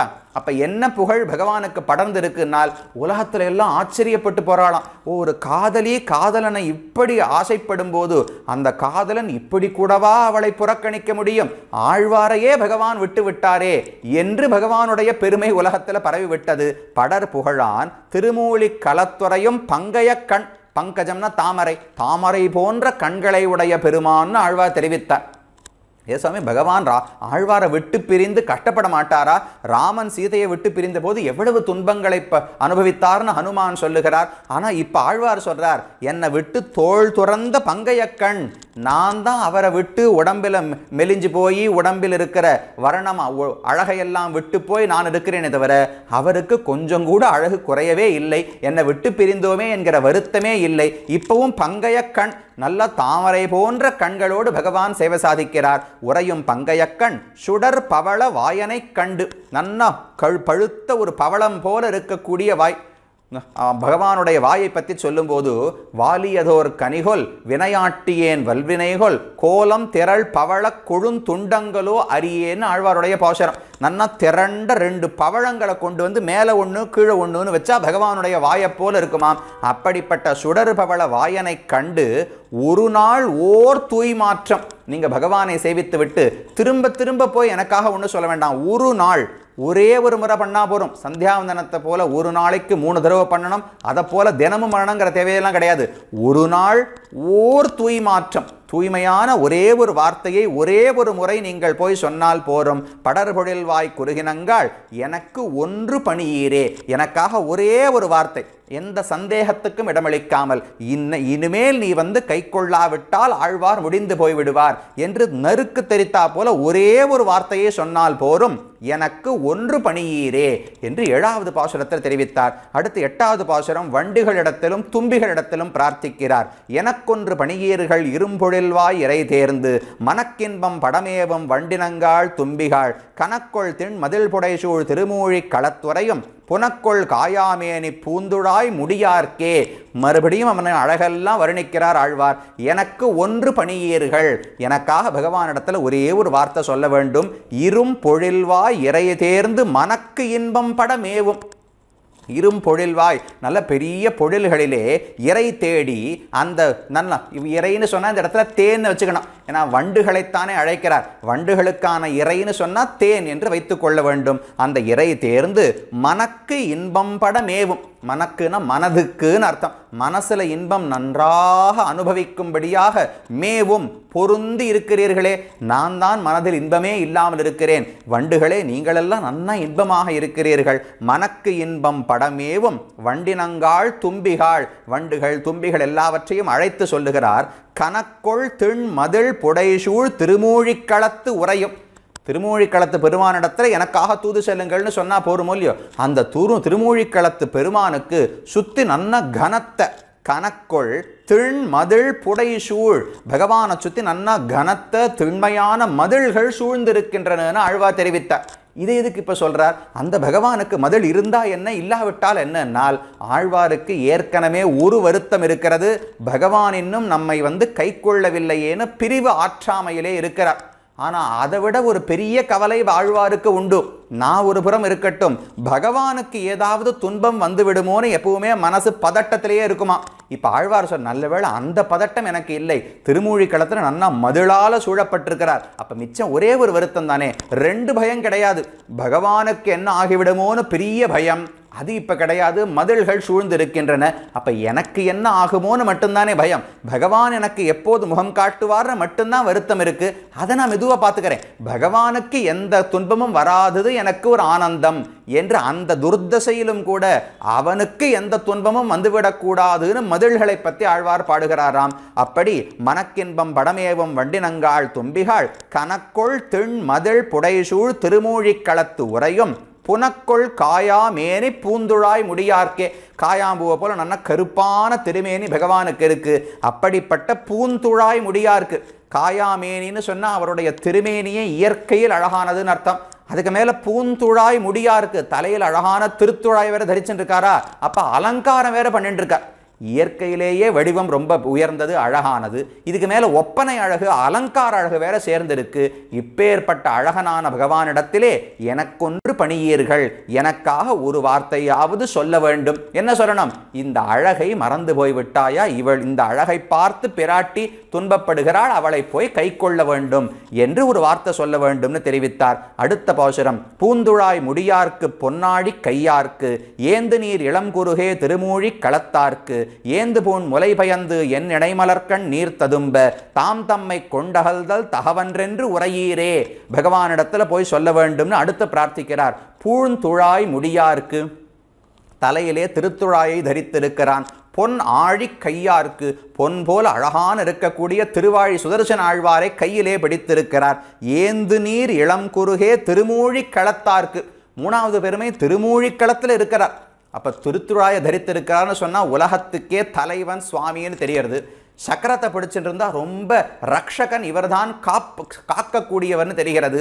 திருமூழிக்களத்தாருக்குன்னு சொன்னால் எனக்காக எவ்வளவு எளிமையோடு இங்கே வந்து இறங்கி வந்து சேவை சாதிக்கிறார்னு அர்த்தம். அப்போ பெருமை தெரிகிறது, ரக்ஷகத்துவம் தெரிகிறது, அவருடைய எளிமை தெரிகிறது. இதெல்லாம் அவருக்கு இருக்கிறதோ இல்லையோ, அப்படிப்பட்ட பெருமானுக்கு நீ தூது செல்ல வேண்டும். யாரிடத்துல சொல்றார்? ஏந்து நீர் இளம் குறுகே. இளம் குறுகு, நல்லா வயசு இளமையோடு இருக்கான் அந்த குறுகுக்கு. எதுக்குன்னால் அப்போ தானே வேகமாக தூது போக முடியும். வயசான குறுக தூது அனுப்பிச்சா அது என்னைக்கு போய் சேர்ந்து என்னைக்கு திரும்ப செய்தி வருவது? இளம் குறுகே, நீ இளமையோடு இருக்கிறாய், வேகமாக பகவான் இடத்துல செல்ல முடியும். ஏந்து நீர், இந்த இடத்துல நிறைய நீர் வளம், கேரளம்னு சொன்னாலே நீர் வளம் அதிகமாக இருக்கும் இல்லையோ, அதை பார்த்து பயப்பட வேண்டாம். எப்படி நாம் பூமியில் நடக்கிறோமோ அதை போல நீர்லேயே நடந்து போகுமாம் அந்த குறுகுகள்லாம். அதனால பயமே. ஏந்து நீர், நீரையே ஏந்தி நீரிலேயே வாழக்கூடிய குறுகினங்களே வேகமாக சென்று எனக்காக செய்தி சொல்ல வேண்டும். திருமூழி களத்தாருக்கு ஏந்து பூண் முலை பயந்து என் இணைமலர்கண் நீர் ததும்ப, என்னுடைய நிலையை பகவானிடத்துல சொல்ல வேண்டும். ஏந்த பூண் முலை பயந்து, அண்ணா அலங்காரத்தோடு கூடின என்னுடைய மார்பகங்கள் பயந்து தங்களுடைய வர்ணத்தை இழந்து ஒரு பசலை நோய் வந்தா எப்படி அப்படியே வெளுத்து போய்விடுமோ அதை போல என் திருமேனி எல்லாம் வெளுத்து போய்விட்டது. எப்படி இருக்கணும்? ஏந்து பூன்னு சொன்னா இப்போது ஆபரணங்கள் அணிந்திருக்கிறான் அர்த்தம் கிடையாது. என்னுடைய மார்புக்கு ஆபரணம் சாத்தினால்தான் தகுதியா இருக்கும். ஆனா என் நிலைமையை பார்த்தியா? ஆபரணம் இல்லை, அதோடு கூட வைவர்ணியமும் வந்து விட்டது. நோய் வந்தது போல அதில் இருக்கிற இயற்கையான நிறத்தையும் இழந்து விட்டேன். அப்ப ஆபரணம் எப்ப இருக்கும்? ஆபரணத்தை எப்ப கழட்டுவோம்? கணவனும் மனைவியும் சேர வேண்டும், ஆலிங்கனம் பண்ணணும்னா ஆபரணங்களை கழட்டுவார்கள். ஆனா இங்கே பாருங்க, பிரிந்தபடியாலே தான் இந்த வைவரண்யமே சேர்ந்திருக்கிறது. அப்ப எப்படி இருக்கணும்? ஆலிங்கனத்தின் போது கழட்ட வேண்டிய ஆபரணம் இருக்க வேண்டிய இடத்தில் ஆலிங்கனமே இல்லாதபடியால வந்த வைவரண்யம் ஒரு நோய் வந்து விட்டது, என்னுடைய நிறம் மாறி போய் விட்டது. அப்படி ஏந்து பூண் முலை பயந்து என் இணைமலர்கண் நீர் ததும்ப, என்னுடைய அழகான புஷ்பம் போன்ற தாமரை போன்ற கண்கள் இருக்கின்றனவே அதில் அப்படியே நீர் ததும்புகிறது, அப்படியே முட்டிண்டு நிற்கிறது. ஏன் சாமி தன்னுடைய கண்ணை பற்றி தானே ஆழ்வார் பேசிப்பாரா? என் இணைமலர்கண்ணு ரொம்ப கொண்டாடி பேசுகிறார். என்னால் இது இவர் சொன்ன வார்த்தை கிடையாது. பகவான் நேத்திக்கு ஆழ்வாரோட சேர வந்தானோ இல்லையோ, அவன் பார்த்து சொன்னதான், ஆழ்வாரே உன் கண்ணு ரொம்ப அழகா இருக்கு, இணைமலர்களை போல கண் இருக்குன்னு நேத்திக்கு அவர் சொன்னார். சொல்லிட்டு அவர் கிளம்பி போயிட்டார். நான் தான் அழுதுன்னு இருக்கேன். என் இணைமலர்கண் நீர் ததும்ப, அவர் கொண்டாடின வார்த்தையை ஆழ்வார் இப்ப திரும்ப சொல்றாராம். என் இணைமலர்கண் நீர் ததும்ப தாம் தம்மை கொண்டு அகல்தல் தகவன்றென்று உரையீரே. தாம் இப்பேற்பட்ட தான், எப்பேற்பட்டவர்? மேன்மை இருக்கு, எளிமை இருக்கு, அழகு இருக்கு, குணம் இருக்கு, ரக்ஷகத்துவம் இருக்கு. இப்பேற்பட்ட தான் தம்மை கொண்டு அகல்தல் தகவு அன்று. தகவன்றுன்னு சொன்னா உன்னுடைய தயைக்கு இது பொருந்தாது. உனக்கு தயை இருக்கிறதென்றால் இப்படி நடந்து கொள்வது உனக்கு பொருந்தாது. உன்னுடைய தன்மைன்னு ஒன்று இருக்கும் இல்லையோ, ஒவ்வொருத்தருக்கும் இதுதான் அவருடைய அடிப்படை தன்மைன்னு இருக்குமே. உன்னுடைய தன்மைக்கே முரணாக இது இருக்கிறதுன்னு பாடுகிறார். ஆண்டாளும் பாடுகிறாரோ இல்லையோ, தத்துவமன்று தகவேலோர் எம்பாவாய் குத்துவிளக்கெரிய பாசுரத்தில் நப்பின்னையை பார்த்து பாடுகிறாள். நீ என்ன உன் கண்ணனோடு சேர்த்து வைக்காவிட்டால் தத்துவமன்று தகவு அன்று, இது உன்னுடைய சுபாவத்துக்கு கருணைக்கு சேராதுன்னு ஆண்டாள் பாசுரம். அதே போல இங்கும் பாடுகிறாள், தகவன்றென்று உரையீரே. பகவானே உங்ககிட்ட தயைன்னு ஒரு குணம் இருக்கிறதே, நீ செய்யும் காரியம் உன் தயைக்கு பொருத்தமானதாக இல்லை என்று பகவானிடத்துல சொல்ல வேண்டும். தாம் தம்மை கொண்டு அகல்தல். அப்படி தயை இல்லாமல் பகவான் என்ன பண்ணார்னால் அவருடைய திருமேனியை எடுத்துன்னு போயிட்டாராம். என்ன சாமி, ஒருத்தர் கிளம்பி போகிறதுனா திருமேனியை எடுத்துட்டு தானே போகணும்னா பகவான் பண்ணக்கூடாதான். நம்மை விட்டு பகவான் செல்லுகிறார் என்றால் அவர் திருமேனியை நம்ம கிட்ட கொடுத்துட்டு அவர் மட்டும் கிளம்பி போயிருக்கணும். ஏன்னா அந்த திருமேனி இருக்கதே நமக்குத்தானே. பக்தானாம் துவா பிரகாசத்தின்னு சாஸ்திரம் சொல்லுகிறது. அப்ப நம்முடைய உடல் இருப்பது அவருக்காக, அவருடைய திருமேனி இருப்பது நமக்காக. அப்ப இப்ப ஆழ்வார் என்ன சொல்றார்? தாம் தம்மை கொண்டு அகல்தல். பகவான் தன்னுடைய திருமேனி அவரே எடுத்துட்டு போயிட்டா என்ன அர்த்தம்? இது தயைக்கு அனுகுணமானதல்ல. உனக்கு தயை இருக்குமானால் நீ விட்டு போனாலும் உன் திருமேனி என்னிடத்தில் அனைத்து விட்டு விட்டு சென்று இருக்க வேண்டும். அப்படி நீ செய்யாதது உனக்கு பொருந்தாது என்று 9வது பாசுரத்தை தெரிவித்தார். அடுத்து 10வது பாசுரத்தை சொல்றார். தகவன்றென்று உரையீர்கள் தடம் புனல்வா இறை தேர்ந்து மிக இன்பம் படமேவும் மெல்நடைய அன்னங்காள் மிகமேனி மெலிவெய்தி மேகலையும் ஈழழிந்து என் அகமேனி ஒழியாமே திருமூழி களத்தார்க்கே என்று அடுத்தது சில அன்னங்களை பார்த்து பிரார்த்திக்கிறார். திருமூழி களத்தார்க்கே தகவு அன்று என்று உரையீர்கள் என்று ஆழ்வாருடைய பாசுரம். தகவு அன்று, இது உன்னுடைய தயைக்கு பொருத்தமானதல்ல. இப்படி நடந்து கொண்டால் உனக்கு தயையே இல்லை என்று ஆகிவிடும் என்று ஆழ்வார் தெரிவிக்கிறார். ஏன் இப்படி சொல்றார்னால், வேற எதுக்குமே பகவான் பயப்படவே மாட்டார்.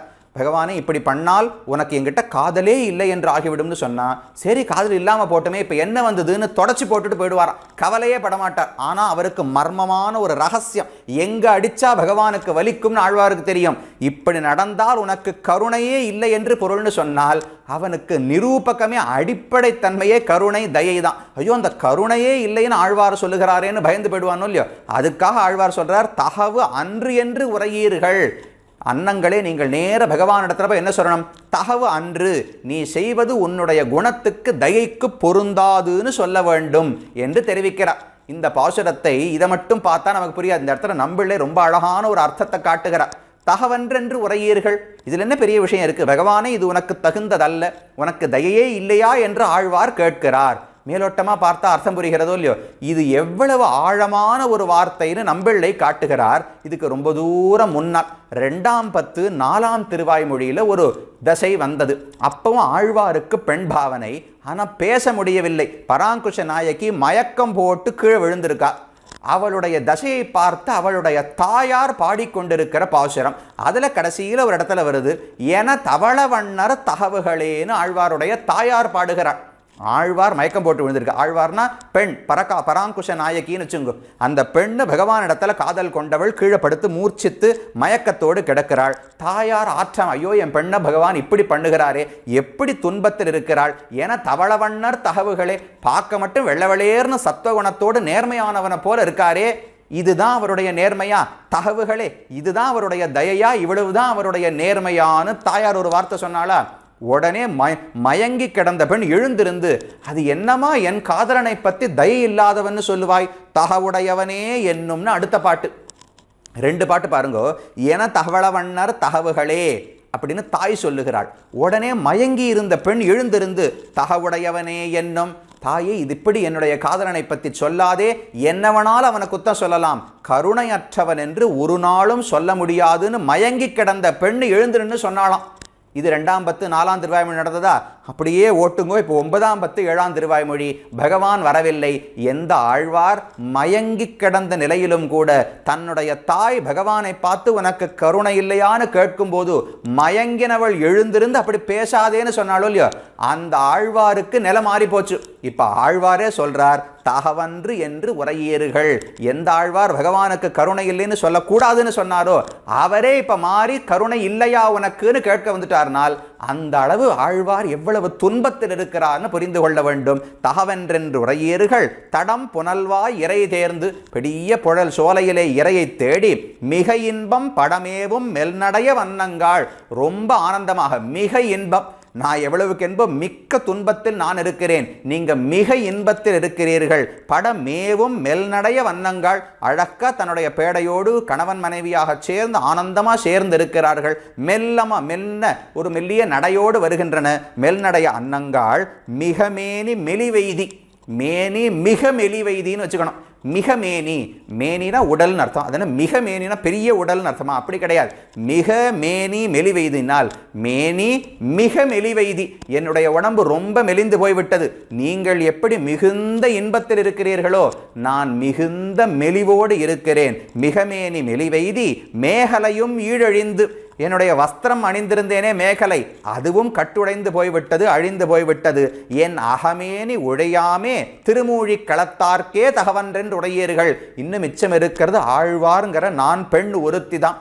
நானும் இதோ அழிந்து போய்விடப் போகிறேன். என் அகமேனி அழியாமை, அகமேனின்னு சொன்னால் நான் ஸ்வரூபம், அந்த ஆத்மான்னு அர்த்தம். இதோ நானே அழிந்து போய்விடப் போகிறேன். அது அழிவதற்குள் நீங்கள் திருமூழிக்களத்து பெருமானிடத்தில் போய் தகவன்று என்று உரையீர்கள், நீ செய்வது தகுந்ததல்ல என்று சொல்ல வேண்டும் என்று 10வது பாசுரத்திலே தெரிவித்தார். கடைசியாக 16வது பாசுரத்திலே இந்த பலஸ்ருதி, இந்த 10 பாசுரங்களுக்கான பலத்தை சொல்லுகிறார். ஒழிவின்றி திருமூழி களத்துறையும் ஒன்சுடரை ஒழிவில்லா அணிமழலை கிழிமொழியால் அலற்றிய சொல் வழுயில்லா வன்குருகூர் சடகோபன் வாய்ந்துரைத்த அழிவில்லா 1010 நோய் அறுக்குமே என்று கடைசி பாசுரம். ஒழிவின்றி திருமூழி களத்துறையும் ஒன் சுடரை. எப்பவுமே திருமூழி களத்தை விட்டு பகவான் விட்டு பிரிவதே கிடையாது. ஆழ்வாரை கூட விட்டு பிரிவாரே தவிர திருமூழி களத்தை விட்டுட்டு போறதே கிடையாது. நித்திய வாசம் பண்ணுகிறான். ஒழிவின்றி திருமூழி களத்து உறையும் ஒன் சுடரை. அந்த ஊர்ல இருக்க பகவானுக்கு ஒளி வளர்ந்து கொண்டே போகிறதாம். அப்படி சுடரோடு இருக்கிறார். ஒன் சுடரை ஒழிவில்லா அணி மழலை கிளி மொழியாள் அலற்றிய சொல். ஆழ்வார் தன்னுடைய வார்த்தையை பற்றி சொல்கிறார். ஒழிவில்லா, ஒழிவா ஒழிந்தால் இல்லாதவள்னு அர்த்தம். ஒழிவில்லான்னு சொன்னா ஓய்வில்லாமல் இடைவிடாமல் அர்த்தம் கிடையாது. ஆழ்வார் பகவானை விட்டு ஒழிந்தால் இல்லாமல் போய்விடுவாரோ இல்லையோ, அந்த அளவுக்கு பகவானை விட்டு பிரிந்து தாங்க முடியாத நிலை ஆழ்வாருக்கு. அப்படி ஒழிவு இல்லா, அவனை விட்டு பிரிந்தால் வாழ முடியாத. நச்ச சீதாத்வயாஹீனா நச்ச அகமபி ராகவ என்று லக்ஷ்மணனுடைய வார்த்தை. சீதையோ நானோ உன்னை விட்டு பிரிந்தால் ஒரு முகூர்த்தம் கூட வாழ மாட்டோம்னு தெரிவித்தார். அதை போல ஆழ்வாரும் பகவானை விட்டு பிரிந்து தரிக்க முடியாதவர். அணி மழலை கிளி மொழியாள். ஒரு கிளி பேச்சு நன்னா இருக்கும். அதுவும் மழலை ஒரு சின்ன குழந்தையினுடைய பேச்சு போல இருக்கிறது. இளம் கிளியினுடைய பேச்சு. கிளி மொழியாள் அலற்றிய சொல். நான் என்னென்னமோ பாடியிருக்கேன், ஒரு கிரமமா என்னால் கோர்த்து பாட முடியவில்லை. எவ்வளவு வருத்தத்தில் இருந்தேன். அதனால் அப்படியே அலற்றி இருக்கிறேன், பிதற்றி இருக்கிறேன். அப்படி அலற்றிய சொல் வழு இல்லா வன்குருகூர் சடகோபன் வாய்ந்துரைத்த. வழு இல்லான்னு சொன்னால் பக்தியில் எந்தவித குறைவும் இல்லாதவரான அர்த்தம். வழுனா குற்றம். என்ன குற்றம் இருக்க முடியும்னால் பக்தி குறைவது என்பதுதான் குற்றமே. ஆழ்வாருக்கு அந்த குற்றமே கிடையாது. கிருஷ்ண திருஷ்ணா தத்துவம், கிருஷ்ண பக்தியே வடிவெடுத்தவர்னு ஆழ்வாருக்கு திருநாமம். அப்ப வழுவில்லா வன் குருகூர் சடகோபன், உயர்ந்த திருக்குருகூர் திவ்யதேசத்துக்கே தலைவரான நிர்வாககரான சடகோபன் ஆழ்வார் வாய்ந்து உரைத்த, அவர் அனுபவித்து பாடினாரோ இல்லையா, பகவானுடைய அழகை நினைத்து நினைத்து அனுபவித்து பாடின வாய்ந்துரைத்த அழிவில்லா 1010. அந்த 1000 பாசுரங்கள் திருவாய்மொழிக்குள்ளே இந்த 10, இந்த 1000மும் அழிவில்லான்னு தெரிவிக்கிறார். அழிவில்லான ஒரு நாள் வேதம் ஒன்று சம்ஸ்கிருத வேதத்தை போல திராவிட வேதம் தமிழ் வேதங்களும் நித்தியமானவை. அது ஒரு அர்த்தம். ரெண்டாவது அர்த்தம், ஒருவன் இந்த பாசுரத்தை நாம் இப்போ கேட்டுட்டோம் இல்லையோ, நம்முடைய மனசை விட்டு ஒரு நாளும் இந்த 10 பாசுரம் விலகப் போவதே கிடையாது. ஆழ்வார் எப்பேற்பட்ட பக்தியோடு இந்த பாசுரங்களை பாடியிருப்பார். அவனை விட்டு பிரிந்து நம்மால் வாழ முடியாது என்று அவன் அழகுக்கு ஆட்பட்டு ஆழ்வார் பாடின பாசுரங்களை ஒருவன் ஒரு முறை கேட்டு விட்டான் என்றால் அழிவில்லா, அவன் மனசிலிருந்து அது ஒரு நாளும் விட்டு விலகாதோ இல்லையோ, அப்ப பாசுரங்களுக்கு அழிவே கிடையாது. அப்ப அழிவில்லா 1010 நோய் அறுக்குமே, உங்களுக்கு இருக்கும் நோயை போக்கி கொடுக்கும்னு ஆழ்வார் பாடினார். ஓ அப்படியா, எனக்கு உடனே இந்த ஜலதோஷம் இருக்கு, வியாதி இருக்கு, அது இருக்கு, இது இருக்கு, இதுக்கெல்லாம் பாடலாமான்னு நினைக்க வேண்டாம். இந்த இடத்துல ஆழ்வார் சொல்லும் நோய் என்பது சம்சாரம் என்கிற நோய். ஏன் சுவாமி அது நோயா? நோயின்னு சொன்னால் நம்மளை வருத்த வேண்டுமோ இல்லையோ, சம்சாரம் எங்களை வருத்தவே இல்லையேன்னு நமக்கு எண்ணம். நாமெல்லாம் சந்தோஷமாக இங்கே இருக்கிறதா நினச்சிட்டு இருக்கோம். ஆழ்வார் சொல்கிறார், பகவானை விட்டு பிரிந்து துன்பப்படுவதற்கு ஒரே காரணம் சம்சாரம் தானே. சம்சாரம் இல்லாவிட்டா எல்லாருமே வைகுந்தத்தில் இருந்திருப்போமோ இல்லையோ. அப்போ பகவானை விட்டு பிரிந்து நான் இவ்வளவு துன்பப்பட்டேனே, நீங்களும் பகவானை விட்டு பிரிந்து துன்பப்படுவதற்கு சம்சாரம் தானே காரணம். அந்த சம்சாரம் என்கிற நோயை அறுக்கும். இனி சம்சாரமே இல்லாமல் வைகுந்தத்தையே நீங்கள் அடைவீர்கள். என்னுடைய 10 பாசுரங்களை சொன்னா போரும், நாம் பட்ட கஷ்டத்தை நீங்க பட வேண்டாம்னு தெரிவிக்கிறார். ஏன்னா ஆழ்வாருடைய நிலை யோசிச்சு பாருங்க. பகவானிடத்தில் அவ்வளவு காதல் அன்பு இருக்கிறது, ஆனால் அவன் முகங்காட்டவில்லை. எப்பேற்பட்ட ஆழ்வார் ஒரு நாரை காலிலும் குருகு காலிலும் வண்டு காலிலும் மேகத்தின் காலிலும் விழுந்து திரியக்குகளின் காலில் விழுந்து நீங்கள் என்னை சேர்த்து வைப்பீர்களா சேர்த்து வைப்பீர்களான்னு கெஞ்சுகிறார்னால் அந்த நிலையம் நமக்கு வந்தால் நம்ம கெஞ்சவே மாட்டோம். அப்படியா இவர் வரமாட்டாரா, போகட்டும், எனக்கும் அவர் வேண்டாம், அவருக்கு நான் வேண்டாம்னா எனக்கும் அவர் வேண்டாம்னு தூக்கி போட்டுட்டு போயிடுவோம். ஆனா ஆழ்வார் சொல்ற அவன் அழகை பார்த்தா என்னால தூக்கி போட முடியவில்லை, அப்படி அழகால என்னை ஈர்த்து கட்டி வைத்திருக்கிறான். அதனால நாம் பட்ட கஷ்டத்தை நீங்க படவே வேண்டாம். அழிவில்லா 1010 நோய் அறுக்குமே. என்னை போல உங்களுக்கும் பக்தி ஏற்படும். ஆனா என்ன போல யாரோ விலங்குகள் பட்சிகள் காலில் விழுந்து கட்டப்பட வேண்டாம். இந்த 10 பாசுரங்களை சொன்னால் இதுவே சம்சாரம் என்கிற நோயை அறுத்து உங்களுக்கு வைகுந்தத்தையே கொடுக்கும். அங்கு பகவானிடத்திலிருந்து பிரிவதற்கான தேவையே இல்லாமல் நிரந்தரமான ஆனந்தத்தில் நீங்கள் ஈடுபட்டிருக்கலாம் என்று பலஸ்ருதியை சொல்லி முடித்தார். இப்படி அழகாக 10 பாசுரங்களாலே திருமூழிக்களத்து எம்பெருமானுடைய அழகை பலவாறாக வர்ணித்து தன்னுடைய நிலை அவரை விட்டு பிரிந்தால் தன்னால் தாங்க முடியாத நிலையை ஆழ்வார் சொன்னது எங்கானல் அகங்கழிவா என்கிற அற்புதமான திருவாய்மொழி. நாமும் ஓரளவுக்கு இன்றைய தினம் திருவாய்மொழி அர்த்தத்தை பார்க்கும் பாக்கியத்தை பெற்றோம். இந்த வாய்ப்பை நல்கியமைக்கு ஸ்ரீமத் வேதமார்க்க பிரதிஷ்டாபனாச்சாரிய உபய வேதாந்தாச்சாரியராய் பரமஹம்ச பரிவ்ராஜகாச்சாரியராய் எழுந்துருளி இருக்கும் ஸ்ரீ யதுகிரி யதிராஜ நாராயணர் ஜீயர் சுவாமியின் திருவடி தாமரைகளுக்கு மறுபடியும் ஒரு முறை பல்லாண்டையும் கிருத்தஜதையும் பாடிக்கொண்டு அமைகிறேன். தொடர்ந்து இன்னும் ஒரு 100-130 பாசுரங்கள் தான் இருக்கின்றன.